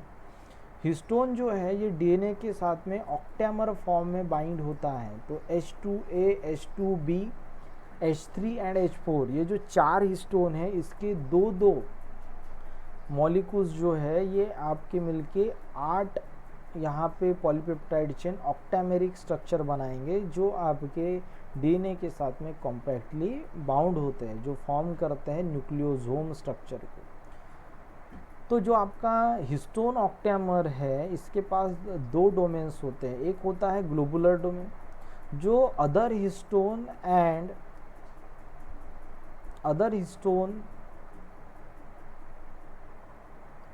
एंड डीएनए के साथ में बाइंडिंग के लिए रिस्पॉन्सिबल होता है। तो हिस्टोन जो है इसके पास 2 डोमेन्स रहेंगे, और ये जो 2 डोमेन्स है इसमें से एक डोमेन है ग्लोबुलर डोमेन जो दूसरे हिस्टोन के साथ में या डीएनए के साथ में इंटरेक्ट करता है। उसके बाद में पॉजिटिवली चार्ज टेल डोमेन होता है। पॉजिटिवली चार्ज क्यों होता है? क्योंकि हिस्टोन आपका बेसिक प्रोटीन है। बेसिक मतलब इसमें बेसिक अमीनो एसिड का कॉन्सेंट्रेशन ज़्यादा, और बेसिक अमीनो एसिड के ऊपर पॉजिटिव चार्ज होता है। तो पॉजिटिव चार्ज जो टेल डोमेन है ये आपके निगेटिव चार्ज फॉस्फेट के साथ में इंटरेक्ट करता है। तो आपका जो पॉजिटिव चार्ज टेल डोमेन है ये आपके डीएनए के साथ में इंटरेक्ट करने के लिए रिस्पॉन्सिबल रहेगा। अब यहाँ पे आपका जो हिस्टोन है इसका एसिटाइलेशन करने के लिए जो एंजाइम्स आपको लगता है उसको बोला जाता है हिस्टोन एसिटिल ट्रांसफरेज, जो आपके हिस्टोन के पॉजिटिव चार्ज को न्यूट्रलाइज करता है, जिसके वजह से उसकी एफिनिटी निगेटिव चार्ज डीएनए के लिए कम हो जाती है। तो आपका जो हिस्टोन है ये डीएनए से सेपरेट होना स्टार्ट हो जाता है। उसके बाद में आपका जो दूसरा एंजाइम है हिस्टोन डी एसिटाइलेज HDAT, तो हिस्टोन डी एसिटाइलेज जो है ये आपके एसिटिल ग्रुप को हिस्टोन से डिसोसिएट करता है, रिमूव करता है। तो अगर ये एसिटिल ग्रुप को हिस्टोन से रिमूव कर रहा है तो इसका मतलब हिस्टोन की एफिनिटी फिर से डीएनए के लिए बढ़ जाएगी, क्योंकि उसका पॉजिटिव चार्ज जो है ये फिर से एक्सपोज होना स्टार्ट हो जाएगा। पॉजिटिव चार्ज अगर फिर से एक्सपोज होता है तो फिर से आपका हिस्टोन डीएनए के साथ में बाइंडिंग करेगा एंड फाइनली आपका क्रोमैटिन स्ट्रक्चर जो है ये रिस्टोर हो जाएगा। उसके बाद आपके कुछ ट्रांसक्रिप्शन फैक्टर्स जो होते हैं जिसकी अपन ने बात की थी कि यूकैरियोटिक ट्रांसक्रिप्शन को स्टार्ट करने के लिए आपको पहले एक्टिवेटर्स की ज़रूरत पड़ती है या फिर ट्रांसक्रिप्शन फैक्टर्स की ज़रूरत पड़ती है। Without transcription factor RNA polymerase promoter को रिकॉग्नाइज नहीं कर सकता। तो कुछ ट्रांसक्रिप्शन फैक्टर जो है ये आपका इनके पास में एसिटिल ट्रांसफरेज वाली एक्टिविटी होती है जो रिक्रूट होने के बाद में एसिटिल ग्रुप को ट्रांसफ़र करते हैं ऑन हिस्टोन और प्रमोटर को एक्सपोज करते हैं या फिर हेट्रोक्रोमेटिन फॉर्म को यूक्रोमेटिन फॉर्म में कन्वर्ट करते हैं। तो कुछ ट्रांसक्रिप्शन फैक्टर जो है ये खुद आपके एसिटिल ट्रांसफरेज जो है इसको अट्रैक्ट करते हैं ऑन द डीएनए। तो यहाँ पे आपका जो ट्रांसक्रिप्शन फैक्टर है ये खुद एसिटिल ट्रांसफरेज हो सकता है जो हेट्रोक्रोमेटिन को यूक्रोमेटिन फॉर्म में कन्वर्ट करता है, या फिर ये आपका रिक्रूट होने के बाद में एसिटिल ट्रांसफरेज को रिक्रूट करेगा, अट्रैक्ट करेगा। तो यहाँ पे ये जो मैकेनिज़्म है आपका, फर्स्ट आपके पास यहाँ पे हिस्टोन प्रोटीन है। तो हिस्टोन ऑक्टेमर जो है ये आपका कॉम्पैक्टली बाउंड है आपके डीएनए के साथ। ये जो दिख रहा है आपको ये टेल डोमेन है इसका, तो पॉजिटिव टेल डोमेन जो है डीएनए के साथ में इंटरेक्ट कर रहा है। ग्लोबुलर डोमेन जो है ये आपको इनर कोर में मिलेंगे जो आपके हिस्टोन प्रोटीन्स के साथ में इंटरेक्ट करता है। अब यहाँ पे इसको आपको हेट्रोक्रोमेटिन फॉर्म में अगर ये है तो इसको आपको यूक्रोमेटिन फॉर्म में कन्वर्ट करना पड़ेगा। यूक्रोमेटिन फॉर्म में कन्वर्ट करने के लिए आपको यहाँ पे एंजाइम यूज़ करना पड़ेगा हिस्टोन एसिटाइलेज। तो आपका यहाँ पे एसिटाइलेशन करने के लिए जो एंजाइम है यह है आपके पास में histone acetylase, that is hat. उसके बाद में दूसरा जो है ये है हिस्टोन डी एसिटाइलेज जो फिर से आपके यूक्रोमेटिन को हेट्रोक्रोमेटिन में कन्वर्ट करता है। तो आपका यूक्रोमेटिन फॉर्म जो रहेगा ये यूक्रोमेटिन फॉर्म ये है। तो यूक्रोमेटिन को अगर आपको हेट्रोक्रोमेटिन फॉर्म में अगर कन्वर्ट करना है तो यूक्रोमेटिन को हेट्रोक्रोमेटिन फॉर्म में कन्वर्ट करने के लिए जो एंजाइम लगेगा वो रहेगा आपका HDAT, मतलब हिस्टोन डी एसिटाइलेज। तो हिस्टोन डी एसिटाइलेज आपके यूक्रोमेटिन को हेट्रोक्रोमेटिन में कन्वर्ट करेगा और हिस्टोन एसिटाइलेज जो है ये आपके हेट्रोक्रोमेटिन को यूक्रोमेटिन फॉर्म में कन्वर्ट करेगा। तो acetylation of the tail weakens the interaction with the DNA and may permit some transcription factor to bind DNA। यहाँ पे आपका जो यूक्रोमेटिन फॉर्म है ये कन्वर्ट होने के यूक्रोमेटिन में आपका DNA कन्वर्ट होने के बाद आपका जो RNA पॉलीमरेज है, ट्रांसक्रिप्शन फैक्टर्स है, ये आपके प्रोमोटर को रिकॉग्नाइज करना स्टार्ट करेगी और फाइनली यहाँ पे आपका जीन एक्सप्रेस होना स्टार्ट होगा। इसका एक एग्जांपल हमारे पास में ये अपन प्लांट डेवलपमेंट में एग्जांपल पढ़ेंगे। तो फ्लावरिंग लोकस सी जो है ये फ्लावरिंग लोकस सी अगर आपका एक्सप्रेस नहीं होता, अगर ये आपका एक्सप्रेस नहीं होता तो यहाँ पे आपका फ्लावरिंग होगा। तो ये रेगुलेशन कैसे है, तो फर्स्ट फ्लावरिंग लोकस सी जो जीन होता है ये अगर इसका अपन डी एसिटाइलेशन करते हैं, डी एसिटाइलेशन आप अगर इसका करोगे तो ये हेट्रोक्रोमेटिन फॉर्म में जाएगा। अगर इसका एसिटाइलेशन होता है तो इसका मतलब ये यूक्रोमेटिन है। तो फ्लावरिंग लोकस सी जो है ये एसिटाइलेटेड फॉर्म में है। एसिटाइलेटेड मतलब ये एक्सप्रेस होगा क्योंकि ये अभी आपका यूक्रोमेटिन फॉर्म में है। एसिटाइलेशन है, यूक्रोमेटिन फॉर्म में है, ट्रांसक्रिप्शन होगा, ट्रांसक्रिप्शन होगा, mRNA बनेगा, ट्रांसलेशन होगा, ट्रांसलेशन होगा तो प्रोटीन बनेगा। ये जो प्रोटीन है ये प्रोटीन आपके फ्लावरिंग को रिप्रेस करके रखता है, मतलब फ्लावरिंग को नहीं होने देता। आपके जो प्लांट है उसको ये रिप्रोडक्टिव स्टेज में इंटर नहीं करने देता। बट अगर फॉर एग्जांपल फ्लावरिंग लोकस सी जो है ये अगर आपका हेटेरोक्रोमेटिन फॉर्म में है, मतलब डी एसिटाइलेटेड फॉर्म में है, तो इसके लिए आपको एंजाइम चाहिए डी एसिटाइलेज। तो डी एसिटाइलेज एंजाइम कौन प्रोड्यूस करता है, तो flowering locus D. D for D acetylase.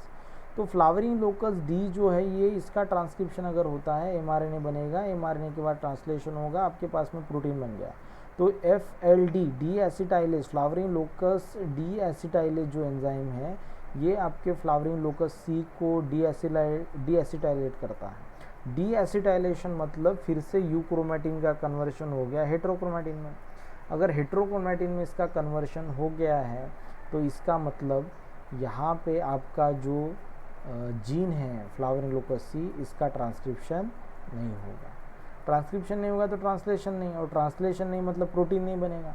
और अगर यहाँ पे फ्लावरिंग लोकस सी प्रोटीन अगर नहीं बनता तो ये आपके प्लांट को जुवेनाइल स्टेज से आपके रिप्रोडक्टिव स्टेज में इंटर करने से प्रिवेंट नहीं कर सकता, रिप्रेस नहीं कर सकता। तो इसीलिए यहाँ पे आपका रिप्रोडक्टिव स्टेज में ये आपका इंटर करेगा एंड फाइनली फ्लावरिंग होगी।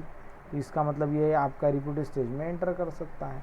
तो रिप्रोडक्टिव स्टेज में एंटर करने के लिए आपको फ्लावरिंग लोकस सी जो है इसका आपको सप्रेशन करना पड़ेगा, और उसका सप्रेशन किया जाता है at the transcription level, sorry at the genomic level by utilising flowering locus deacetylase enzyme. तो ये हो गया आपका डी एसिटाइलेशन का एग्जांपल। उसके बाद में मिथाइलेशन। मिथाइलेशन जो है ये आप दो लेवल पे कर सकते हैं। आप डायरेक्टली अगर परमानेंटली आपको कोई जीन को हेट्रोक्रोमेटिन फॉर्म में कन्वर्ट करना है, परमानेंटली उसको हेट्रोक्रोमेटिन फॉर्म में ही रखना है, उसको कभी भी एक्सप्रेस नहीं करना है, तो उसके लिए आप डायरेक्टली मिथाइलेशन कर दो आपके डीएनए के ऊपर। बट अगर आपको उसका रिप्रेशन जो है ये परमानेंट नहीं रखना है, उसको हेट्रोक्रोमेटिन फॉर्म में परमानेंट नहीं रखना है, उसको आपको रेगुलेट करना है। हेट्रोक्रोमेटिन है तो उसको कभी कभी आपको उसको यूक्रोमेटिन में कन्वर्ट करना है, तो उसके लिए आप रेगुलेशन जो है ये डीएनए के ऊपर नहीं करते, मिथाइलेशन जो है ये डीएनए के ऊपर नहीं करते, मिथाइलेशन करते हो आप हिस्टोन के ऊपर। तो हिस्टोन मॉडिफिकेशन जो है ये रिवर्सिबल होता है, बट आपका जो डीएनए मॉडिफिकेशन है ये रिवर्सिबल नहीं होता। तो डीएनए मिथाइलेशन अगर रिवर्सिबल नहीं है तो इसका मतलब ये डीएनए के ऊपर अगर आप मिथाइलेशन करते हो तो आपका जो जीन है ये परमानेंटली हेट्रोक्रोमेटिन फॉर्म में चला जाएगा, वो कभी भी आपका एक्सप्रेस नहीं होगा। तो यहाँ पे मिथाइलेशन जो है ये कहाँ पे किया जाता है, तो मिथाइलेशन किया जाता है साइटोसिन के 5 प्राइम पोजीशन के ऊपर। तो 5 प्राइम पोजीशन के ऊपर आप यहाँ पे मिथाइलेशन करोगे तो ये प्रोड्यूस हो जाएगा आपका 5 मिथिल साइटोसिन। 5th नंबर का जो आपका कार्बन है इसके ऊपर आप मिथाइलेशन करोगे साइटोसिन जो आपका बेस है इसके ऊपर, और अगर यहाँ पे मिथाइलेशन करते हो तो यहाँ पे आपका ये हेट्रोक्रोमेटिन फॉर्म में चला जाता है, मतलब यहाँ पे रिप्रेशन होगा आपके ट्रांसक्रिप्शन का। उसके बाद में नेक्स्ट आपका जो methylation mostly DNA methylation mostly जिस पोजीशन पे होता है उसको बोला था सीपीजी आइलैंड। सीपीजी आइलैंड मतलब ये जो आपका प्यूरिन एंड पिरिमिडीन का जो सीक्वेंस है ये आपको एक पर्टिकुलर पोजीशन पे मिलता है डीएनए के ऊपर, जहाँ पे आप हेवीली मिथाइलेशन करते हो, जो आपका डीएनए जेड फॉर्म में कन्वर्ट होता है। तो जहाँ पे सीपीजी आइलैंड आपको मिल रहा है वहाँ पे सी के 5 प्राइम पोजीशन के ऊपर आप मिथाइलेशन करोगे, और मिथाइलेशन करने के बाद में डीएनए जो है इसका कन्फॉर्मेशन चेंज होता है and it convert B into the Z form. तो जेड टाइप ऑफ डीएनए में ये कन्वर्ट होगा। तो अगर आपको डीएनए के सी के ऊपर मिथाइलेशन करना है तो आपको एक पर्टिकुलर सीक्वेंस मिलता है जिसको अपन बोलते हैं सीपीजी आइलैंड। उसके बाद नेक्स्ट अगर आपको यहाँ पे ट्रांसक्रिप्शन अगर करना है तो ट्रांसक्रिप्शन करने के लिए आपको यहाँ पे मिथाइलेशन जो है इसको रिमूव करना पड़ेगा, मिथिल ग्रुप को रिमूव करना पड़ेगा बिफोर द ट्रांसक्रिप्शन। तो आपको का जो एग्ज़ाम्पल है ये एग्ज़ाम्पल है परमानेंट हेट्रोक्रोमेटिन का inactivated x chromosome of female जो है इसमें फीमेल मैमल जो है इसमें जैसे ह्यूमन के केस में अगर अपन बात करते हैं तो यहाँ पे 2 एक्स क्रोमोसोम होते हैं फीमेल में, उसमें से एक ही एक्स क्रोमोसोम आपका एक्सप्रेस हो पाता है because of doses compensation. Doses compensation क्या होता है कि मेल एंड फीमेल जो है दोनों का डेवलपमेंट जो है इसके लिए प्रोटीन का कॉन्सेंट्रेशन सेम लगता है। तो जैसे फीमेल में अगर एक्स का जो एक्स क्रोमोसोम के जो भी प्रोटीन्स या प्रोडक्ट है उसका कॉन्सेंट्रेशन जितना लग रहा है उतना ही मेल को लगेगा। तो इसलिए मेल के पास में तो एक होता है, उसमें प्रॉब्लम नहीं, बट फीमेल के पास में 2 आ गए। अगर ओवरडोज होता है तो भी डेवलपमेंट डिफेक्ट, अगर आपका लोअर डोज होता है तो उस केस में भी आपका डेवलपमेंटल डिफेक्ट आपको देखने को मिलेगा। In case of 2x chromosome, आपका एक एक्स क्रोमोसोम जो है उसको परमानेंटली इनएक्टिवेट किया जाता है by the DNA methylation at सीपीजी आइलैंड। तो आपका एक एक्स क्रोमोसोम जो है इसको अपन क्या कर देंगे, परमानेंटली इनएक्टिवेटेड फॉर्म में रख देंगे, जिसको अपन बोलेंगे बार बॉडी। तो ये आपका एग्जांपल हो गया डीएनए मिथाइलेशन का, जिसमें आपको मोस्ट ऑफ द केसेस में अगर परमानेंटली आपको डीएनए जो है इसको हेट्रोक्रोमैटिन फॉर्म में अगर कन्वर्ट करना है तो आप वहाँ पे डीएनए के ऊपर सीपीजी आइलाइन जो रहेगा उसमें सी के 5 प्राइम पोजीशन के ऊपर मिथाइलेशन कर सकते हैं। नेक्स्ट है हिस्टोन मिथाइलेशन। हिस्टोन मिथाइलेशन जो है ये रिवर्सिबल होता है और हमारे पास में हिस्टोन मिथाइलेशन जो है इसके लिए एंजाइम्स होते हैं और डीमिथाइलेशन के लिए भी एंजाइम्स होते हैं। हिस्टोन मिथाइलेशन जो है इसमें आपका फर्स्ट की अलग अलग आपके पास में हिस्टोन्स है। तो हिस्टोन ऑक्टेमर में H2A, H2B, H3 and H4 ये चारों के 2-2 पॉलीपेप्टाइड चेन रहेंगे। तो आपका जो H2B है इसके आपको 2 दिख रहे हैं, उसके बाद में H4 जो है इसके भी आपको 2 मिलेंगे। तो ऐसे आपके चारों जो हिस्टोन है इसके मिलके हो गया आपके हिस्टोन ऑक्टेमर कोर कॉम्प्लेक्स। यहाँ पे ये जो आपका हिस्टोन है ये अनमिथाइलेटेड है, अनमिथाइलेटेड है, बट अगर इसका फॉर एग्जांपल आपने मिथाइलेशन किया by utilising histone methyltransferase, तो ये आपका मिथाइलेटेड हिस्टोन जो है इसकी एफिनिटी डीएनए के लिए बढ़ेगी या घटेगी। अगर बढ़ती है तो फिर से वो आपका हेट्रोक्रोमैटिन फॉर्म में चला जाएगा, अगर कम होती है तो इसका मतलब वो यूक्रोमैटिन फॉर्म में कन्वर्ट हो सकता है। तो हिस्टोन एसिटाइलेशन में हमने सिर्फ इतना ही बोला है कि अगर आप एसिटाइलेशन करते हो तो वो यूक्रोमैटिन फॉर्म में कन्वर्ट होता है। वैसे हिस्टोन मिथाइलेशन में आप ये नहीं बोल सकते कि अगर आपने मिथाइलेशन किया तो वो यूक्रोमैटिन फॉर्म में कन्वर्ट होगा या हेट्रोक्रोमैटिन फॉर्म में कन्वर्ट होगा। यहाँ पे अलग अलग हिस्टोन के ऊपर आपका मिथाइलेशन करने से आपको अलग अलग एक्टिविटी या रेगुलेशन आपको यहाँ पे देखने को मिलेगा। तो एक तो हिस्टोन मिथाइलेशन जो है ये रिवर्सिबल होता है, उसके बाद में हिस्टोन एसिटाइलेशन के लिए, हिस्टोन मिथाइलेशन के लिए आपको हिस्टोन मिथिल ट्रांसफरेज एंजाइम लगेगा, तो डी मिथाइलेशन के लिए हिस्टोन डी मिथाइलेज लगेगा। तो आपका जो हिस्टोन मिथाइलेशन है ये आपके डिफरेंट रेसिड्यू के ऊपर किया जाता है जो सप्रेस या फिर इन्हांस कर सकते हैं आपके जीन ट्रांसक्रिप्शन को। तो जैसे मैंने बोला कि हिस्टोन मिथाइलेशन आपका सप्रेस भी कर सकता है या फिर इन्हांस भी कर सकता है आपके जीन एक्सप्रेशन को। तो यहाँ पे देखो कि हिस्टोन 3 जो है तो H3 के टेल के ऊपर अगर आप मिथाइलेशन करते हो तो H3K4 मतलब लाइसिन, तो हिस्टोन 3 के लाइसिन के ऊपर या हिस्टोन 3 के लाइसिन 36 के ऊपर, तो लाइसिन 36 और लाइसिन 4 के ऊपर अगर आप मिथाइलेशन करते हो तो ये आपकी जीन को एक्सप्रेस करता है, मतलब हेट्रोक्रोमैटिन फॉर्म को यूक्रोमैटिन फॉर्म में कन्वर्ट करता है। तो हिस्टोन 3 के ऊपर अगर आप मिथाइलेशन करते हो वो भी लाइसिन 4 एंड 36 के ऊपर, तो वो रिस्पॉन्सिबल होता है यूक्रोमैटिन फॉर्मेशन के लिए। बट अगर फॉर एग्जांपल आप सेकेंड मैकेनिज्म अगर देखते हो, सेकेंड मैकेनिज्म अगर देखोगे यहाँ पे, तो सेकेंड मैकेनिज्म में मिथाइलेशन जो है ये हिस्टोन के K9 के ऊपर और K27 के ऊपर अपन बात कर रहे हैं। तो 9 एंड 27 के ऊपर अगर आप करोगे मिथाइलेशन तो ये आपके जीन को रिप्रेस करता है, मतलब हेट्रोक्रोमैटिन फॉर्म में रखता है। तो यहाँ पे आपका जो हिस्टोन है ये इसकी एफिनिटी डीएनए के लिए बढ़ जाएगी, वो फिर से उसको कॉम्पैक्टली बाउंड होगा, मतलब वो उसको हेट्रोक्रोमैटिन फॉर्म में मेंटेन रखेगा।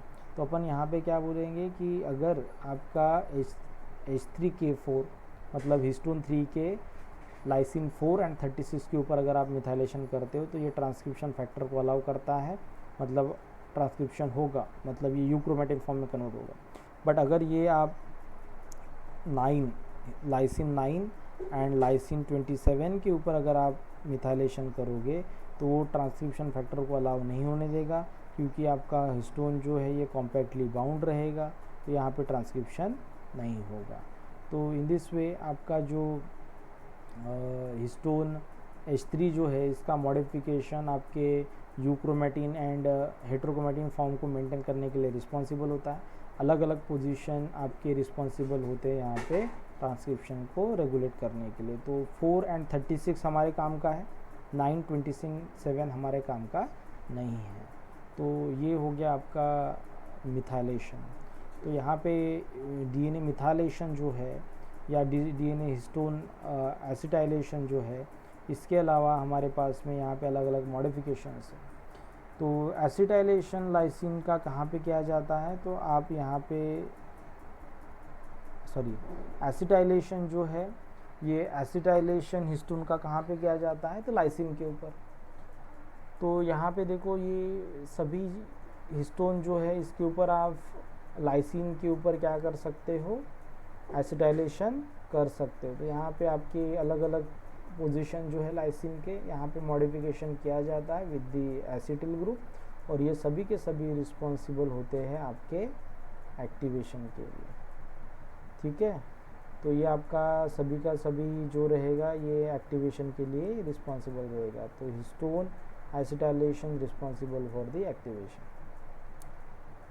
उसके बाद में अगर आप बहुत ही ज़्यादा एसिटाइलेशन करते हो लाइसिन के कम एसिटाइलेशन करते हो आपके लाइसिन के ऊपर, तो हाइपो एसिटाइलेटेड लाइसिन, मतलब यहाँ पे एक H3 के ऊपर अपने इतने सारे पोजीशन पे किया है, बट अगर बहुत कम है, एक ही हिस्टोन के ऊपर आप एसिटाइलेशन कर रहे हो, तो वो आपके हिस्टोन को वहाँ से डिसोसिएट नहीं कर सकता, हेट्रोक्रोमैटिन फॉर्म को यूक्रोमैटिन फॉर्म में कन्वर्ट नहीं कर सकता। तो आपको हेवीली एसिटाइलेशन करना पड़ेगा। उसके बाद में है फॉस्फोराइलेशन। तो फॉस्फोराइलेशन कहाँ पे किया जाता है, जहाँ पे आपका हाइड्रोक्सिल ग्रुप अवेलेबल हो। तो हाइड्रोक्सिल ग्रुप कहाँ पे अवेलेबल होता है, सेरीन एंड थ्रेओनीन के ऊपर। तो फॉस्फोराइलेशन जो है ये H3, उसके बाद में H2A, H2B इसके ऊपर किया जाता है, बट H4 के ऊपर नहीं किया जाता। तो फॉस्फोराइलेशन आपका थ्रेओनीन एंड सेरीन के ऊपर किया जाएगा, और ये फॉस्फोराइलेशन जो है it is responsible for the activation. उसके बाद में मिथाइलेटेड हिस्टोन।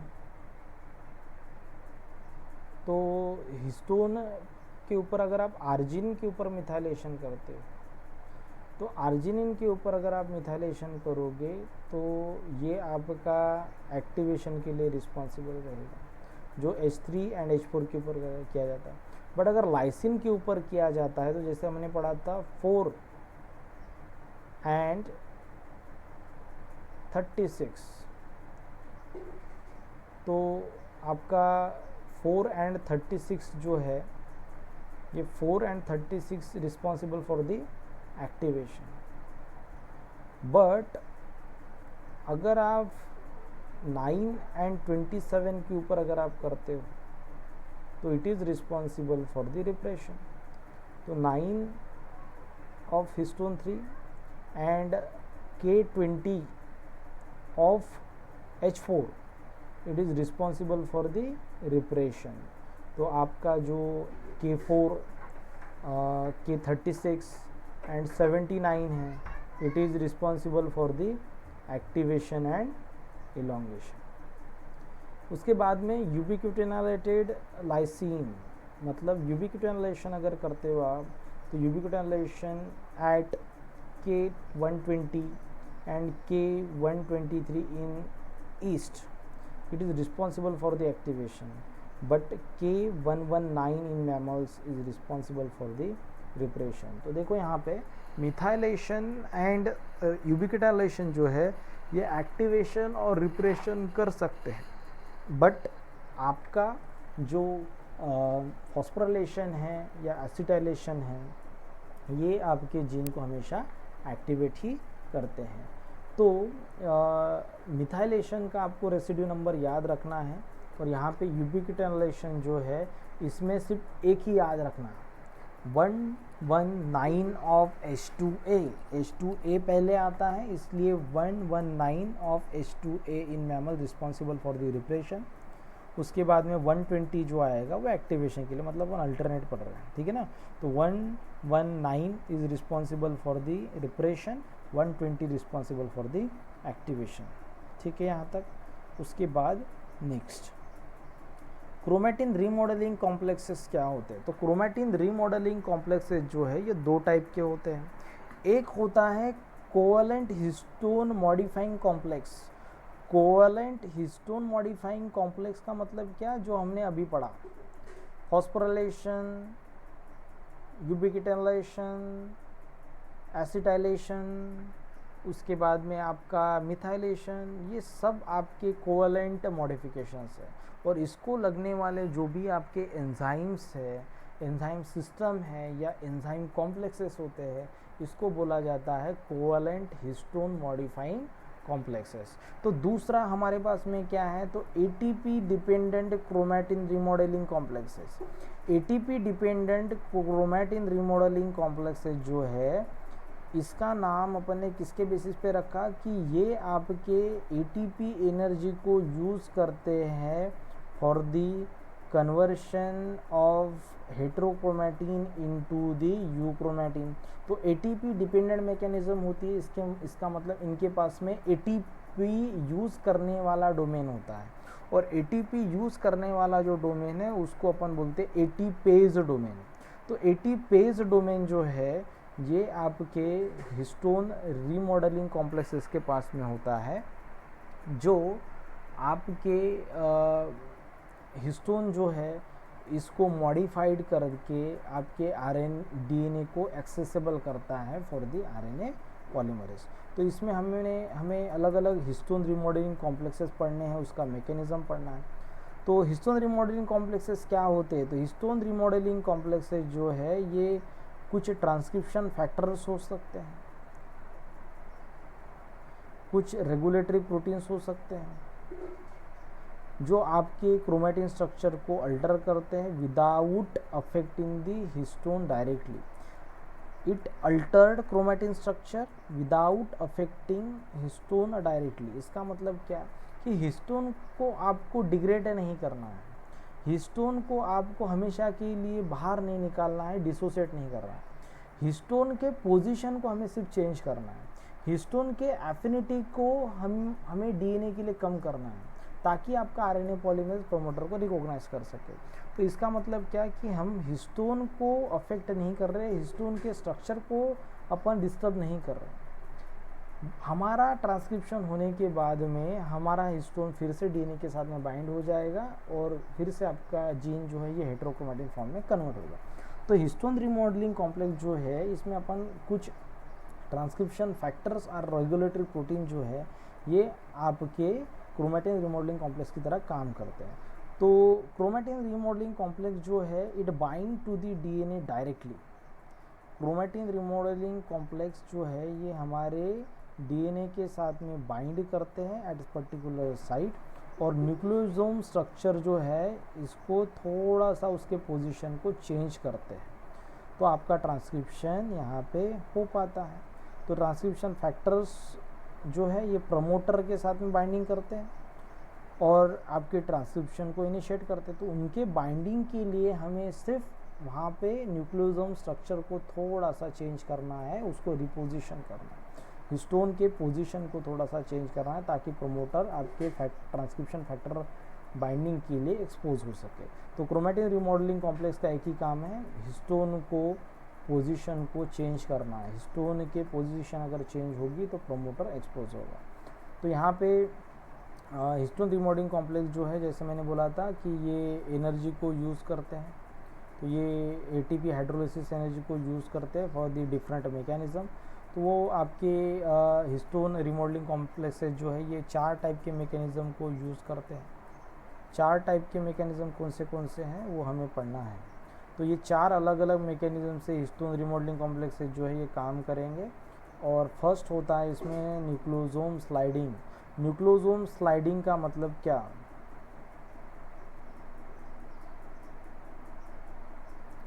तो पोजीशन ऑफ न्यूक्लियोसोम, जो आपका न्यूक्लियोसोम है इसके पोजीशन को आपको सिर्फ चेंज करना है। तो जो आपका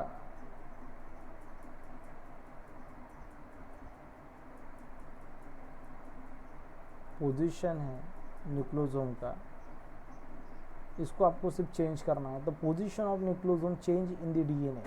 तो अगर पोजीशन चेंज होता है मतलब एक जीन है उसको ट्रांसक्राइब करना है और उससे आप उसको आगे लेके जाते हो, तो ये आपका जीन है।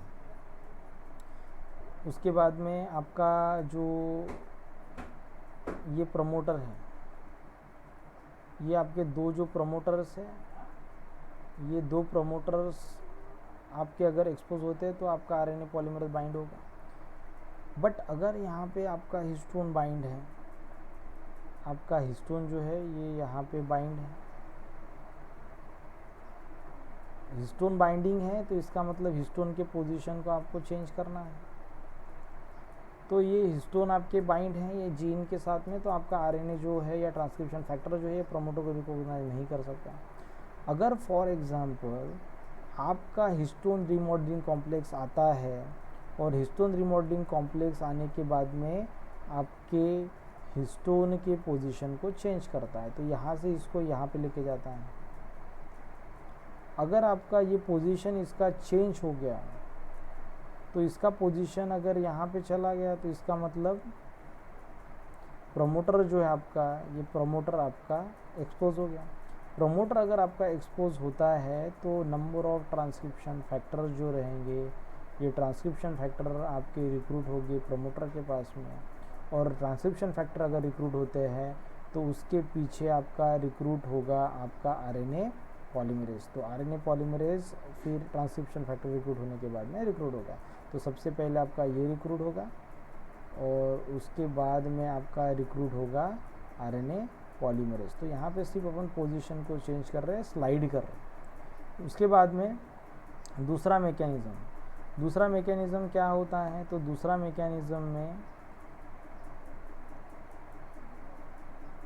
Mechanism remodel nucleosome. DNA becomes more accessible but the histone remain bound। तो रीमॉडल दी न्यूक्लियोसोम स्ट्रक्चर का मतलब क्या? तो हिस्टोन तो बाउंड रहेगा, उसी पोजीशन पे बाउंड रहेगा, बट उसी का और डीएनए का एफिनिटी कम हो जाएगा। जैसे अपन ने एसिटाइलेशन में पढ़ा था कि टेल डोमेन का अगर एसिटाइलेशन करते हो तो वो डीएनए को छोड़ देता है, वो डीएनए और उसका इंटरेक्शन कम हो जाता है, तो आपका ट्रांसक्रिप्शन फैक्टर जो रहेगा जाके बाइंड हो सकता है डीएनए के साथ में। तो हमें सिर्फ यहाँ पे क्या करना है, हिस्टोन और डीएनए के एफिनिटी को कम करना है, इसको बुलाता है रीमॉडल दी न्यूक्लियोसोम। उसके बाद में न्यूक्लियोसोम डिस्प्लेसमेंट का मतलब क्या? अब यहाँ पे हिस्टोन जो है इसको कम्प्लीटली आपको डिसोसिएट ही करना है। अगर आप हिस्टोन को कम्प्लीटली डिसोसिएट करते हो तो यहाँ पे इसको बुलाता है न्यूक्लियोसोम डिस्प्लेसमेंट। उसके बाद में न्यूक्लियोसोम रिप्लेसमेंट का मतलब क्या? तो हिस्टोन जो है इसको अगर आप स्लाइडिंग या फिर रिमॉडलिंग नहीं कर पा रहे हो, डिस्प्लेसमेंट नहीं कर पा रहे हो, तो लास्ट मैकेनिज्म होता है रिप्लेसमेंट। मतलब उस हिस्टोन के जगह पे आपको कोई तो भी दूसरा हिस्टोन लाना है जो उसको अपन बोलेंगे वेरिएंट फॉर्म ऑफ हिस्टोन। तो वेरिएंट हिस्टोन क्या होते हैं? तो वेरिएंट हिस्टोन आपके हिस्टोन के ही एनालॉग होते हैं, मतलब वो डीएनए के साथ में ही बाइंडिंग कर सकते हैं, बट उनकी एफिनिटी डीएनए के लिए कम होती है। तो आपका जो डीएनए है लवकर बंद कर दो, ते पोलीस लोक दाखल येत आहे. जो आपका वेरिएंट हिस्टोन है, ये वेरिएंट हिस्टोन जो रहेगा आपका, ये वेरिएंट हिस्टोन आपके हिस्टोन का एनालॉग होता है, और ये वेरिएंट हिस्टोन जो रहेगा अगर ये डीएनए के साथ में बाइंडिंग करता है तो आपका जो डीएनए रहेगा ये मोर एक्सेसिबल रहेगा फॉर द आरएनए पॉलीमरेज. तो वेरिएंट हिस्टोन की एफिनिटी आपके डीएनए के लिए कम होने के कारण आपका जो डीएनए रहेगा इसके साथ में ट्रांसक्रिप्शन फैक्टर या आरएनए पॉलीमरेज बाइंड कर सकते हैं. तो ये कुछ मैकेनिज़म्स है यहाँ पे हिस्टोन रीमॉडलिंग कॉम्प्लेक्सेस के. तो यहाँ पे आपके अलग अलग मैकेनिज़म्स है, जैसे यहाँ पे हिस्टोन डिस्प्लेसमेंट जो आपका पहला मैकेनिज़्म है,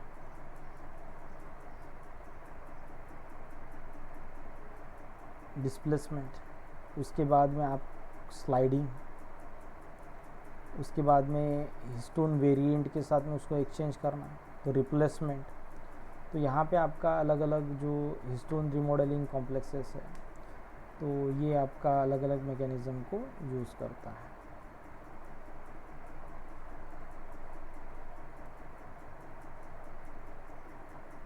उसके बाद में यहाँ पे आपके पास अलग अलग एग्जांपल्स है eukaryote as well as prokaryotes में. तो eukaryotes as well as prokaryotes में यहाँ पे आपका फर्स्ट है सैक्रोमाइसिस सेरेविसी जो है. इसमें सैक्रोमाइसिस ये आपका यूकैरियोटिक एग्जांपल्स है हिस्टोन रिमॉडलिंग कॉम्प्लेक्सेस के. तो इन सैक्रोमाइसिस सेरेविसी जो है, ये सैक्रोमाइसिस सेरेविसी में फर्स्ट आपका remodel the structure of chromatin, उसके बाद में स्विचिंग सुक्रोज नॉन फर्मेंटर और स्विचिंग डिफेक्टिव स्विस और स्निफ प्रोटीन जो है ये एग्जांपल है. उसके बाद में स्विचिंग रिलेटेड वन, ये आपके न्यूक्लियोसोम रिमॉडलिंग कॉम्प्लेक्सेस जो है ये आपके एग्जांपल है सैक्रोमाइसिस सेरेविसी के. तो इन ह्यूमन यहाँ पे BRG1 एसोसिएटेड फैक्टर, BRG मतलब ब्रह्मा रिलेटेड जीन, तो Brahma related gene and human Brahma, ये जो आपके दो सब यूनिट्स है, इसके साथ में आपका ये जो कॉम्प्लेक्स फॉर्म होता है BAF BRG1 एसोसिएटेड फैक्टर. तो इसके पास 2 एटीपेज डोमेन होते हैं, और ये 2 एटीपेज डोमेन 2 एटीपेज सब यूनिट जो है human Brahma and Brahma related gene 1, ये इनके पास में एटीपेज एक्टिविटी होती है. तो ये आपका रिमॉडलिंग कॉम्प्लेक्स फॉर्म करता है BAF. Poly Brahma associated factor मतलब इसके पास में नियर अबाउट 12 सब यूनिट्स होते हैं आपके एटीपेज वाले. तो पॉली ब्रह्मा एसोसिएटेड फैक्टर या पॉली ब्रह्मा एसोसिएटेड प्रोटीन, ये आपके remodel the structure of chromatin जो है ये इसका मैकेनिज्म यूज़ करते हैं. उसके बाद में ड्रोसोफिला जो है, इसमें आपका BRM कॉम्प्लेक्स एसोसिएटेड प्रोटीन मतलब ब्रह्मा कॉम्प्लेक्स एसोसिएटेड प्रोटीन. उसके बाद में NER-D MI2 और क्रोमैटिन हिस्टोन डीएसिटाइलेज जो है ये कॉम्प्लेक्स आपका ड्रोसोफिला में प्रेजेंट होता है. इसके अलावा भी आपके पास में INO80, उसके बाद में इमिटेशन स्विचिंग, उसके बाद में poly Brahma associated factor and poly Brahma associated protein, ये आपको ड्रोसोफिला में देखने को मिले. तो ये कुछ एग्जांपल्स है आपके क्रोमैटिन रिमॉडलिंग कॉम्प्लेक्सेस के जो यूकैरियोट्स में पाए जाते हैं. और इसमें से फर्स्ट जो स्पेसिफिक फंक्शंस है आपके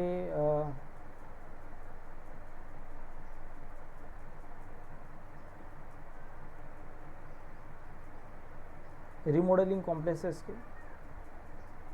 तो आपका जो इमिटेशन स्विचिंग रिमॉडलर होता है ये आपका स्लाइडिंग वाला मैकेनिज्म यूज़ करके आपके जो न्यूक्लियोसोम या हिस्टोन बंडल है इसमें स्पेस प्रोवाइड करता है. तो आपका जो स्विस एंड स्नीप जो है ये न्यूक्लियोसोम के एफिनिटी को डीएनए के लिए कम करता है, उसको वहाँ से डिसऑर्डर करता है. उसके अलावा जो आपका इमिटेशन स्विचिंग फैमिली जो है ये आपको क्रोमैटिन असेंबली में भी यहाँ पे दिखाई देता है. तो क्रोमेटिन असेंबली जो है इसके लिए आपका ISWI जो है ये इन्वॉल्व होता है। उसके बाद में INO80 स्विस निफ फैमिली जो है ये DNA double standard break repair में भी आपको देखने को मिले। तो ये आपको डबल स्टैंडर्ड ब्रेक रिपेयर और न्यूक्लियोटाइड एक्सचेंज रिपेयर में भी आपको देखने को मिलता है। और इसके अलावा P53 mediated DNA damage response जो है इसमें भी आपको ये दो फैक्टर्स देखने को मिलेंगे, तो INO80 and Swiss and snip family. उसके बाद में NER-D, MI2 एंड CHD ये आपके डीएसिटाइलेस की तरह काम करते हैं और ट्रांसक्रिप्शन रिपरेशन में ये इन्वॉल्व होते हैं। तो इन दिस वे ये यहाँ पे आपका जो क्रोमेटिन रीमॉडलिंग कॉम्प्लेक्स है ये ख़त्म हो गया और ये आपका जीनोमिक लेवल पे जीन रेगुलेशन है। तो नेक्स्ट लेक्चर में अपन पढ़ेंगे gene regulation at transcription level. तो यहाँ तक अगर किसी को डिफ़िकल्टी है तो आप पूछ सकते हैं।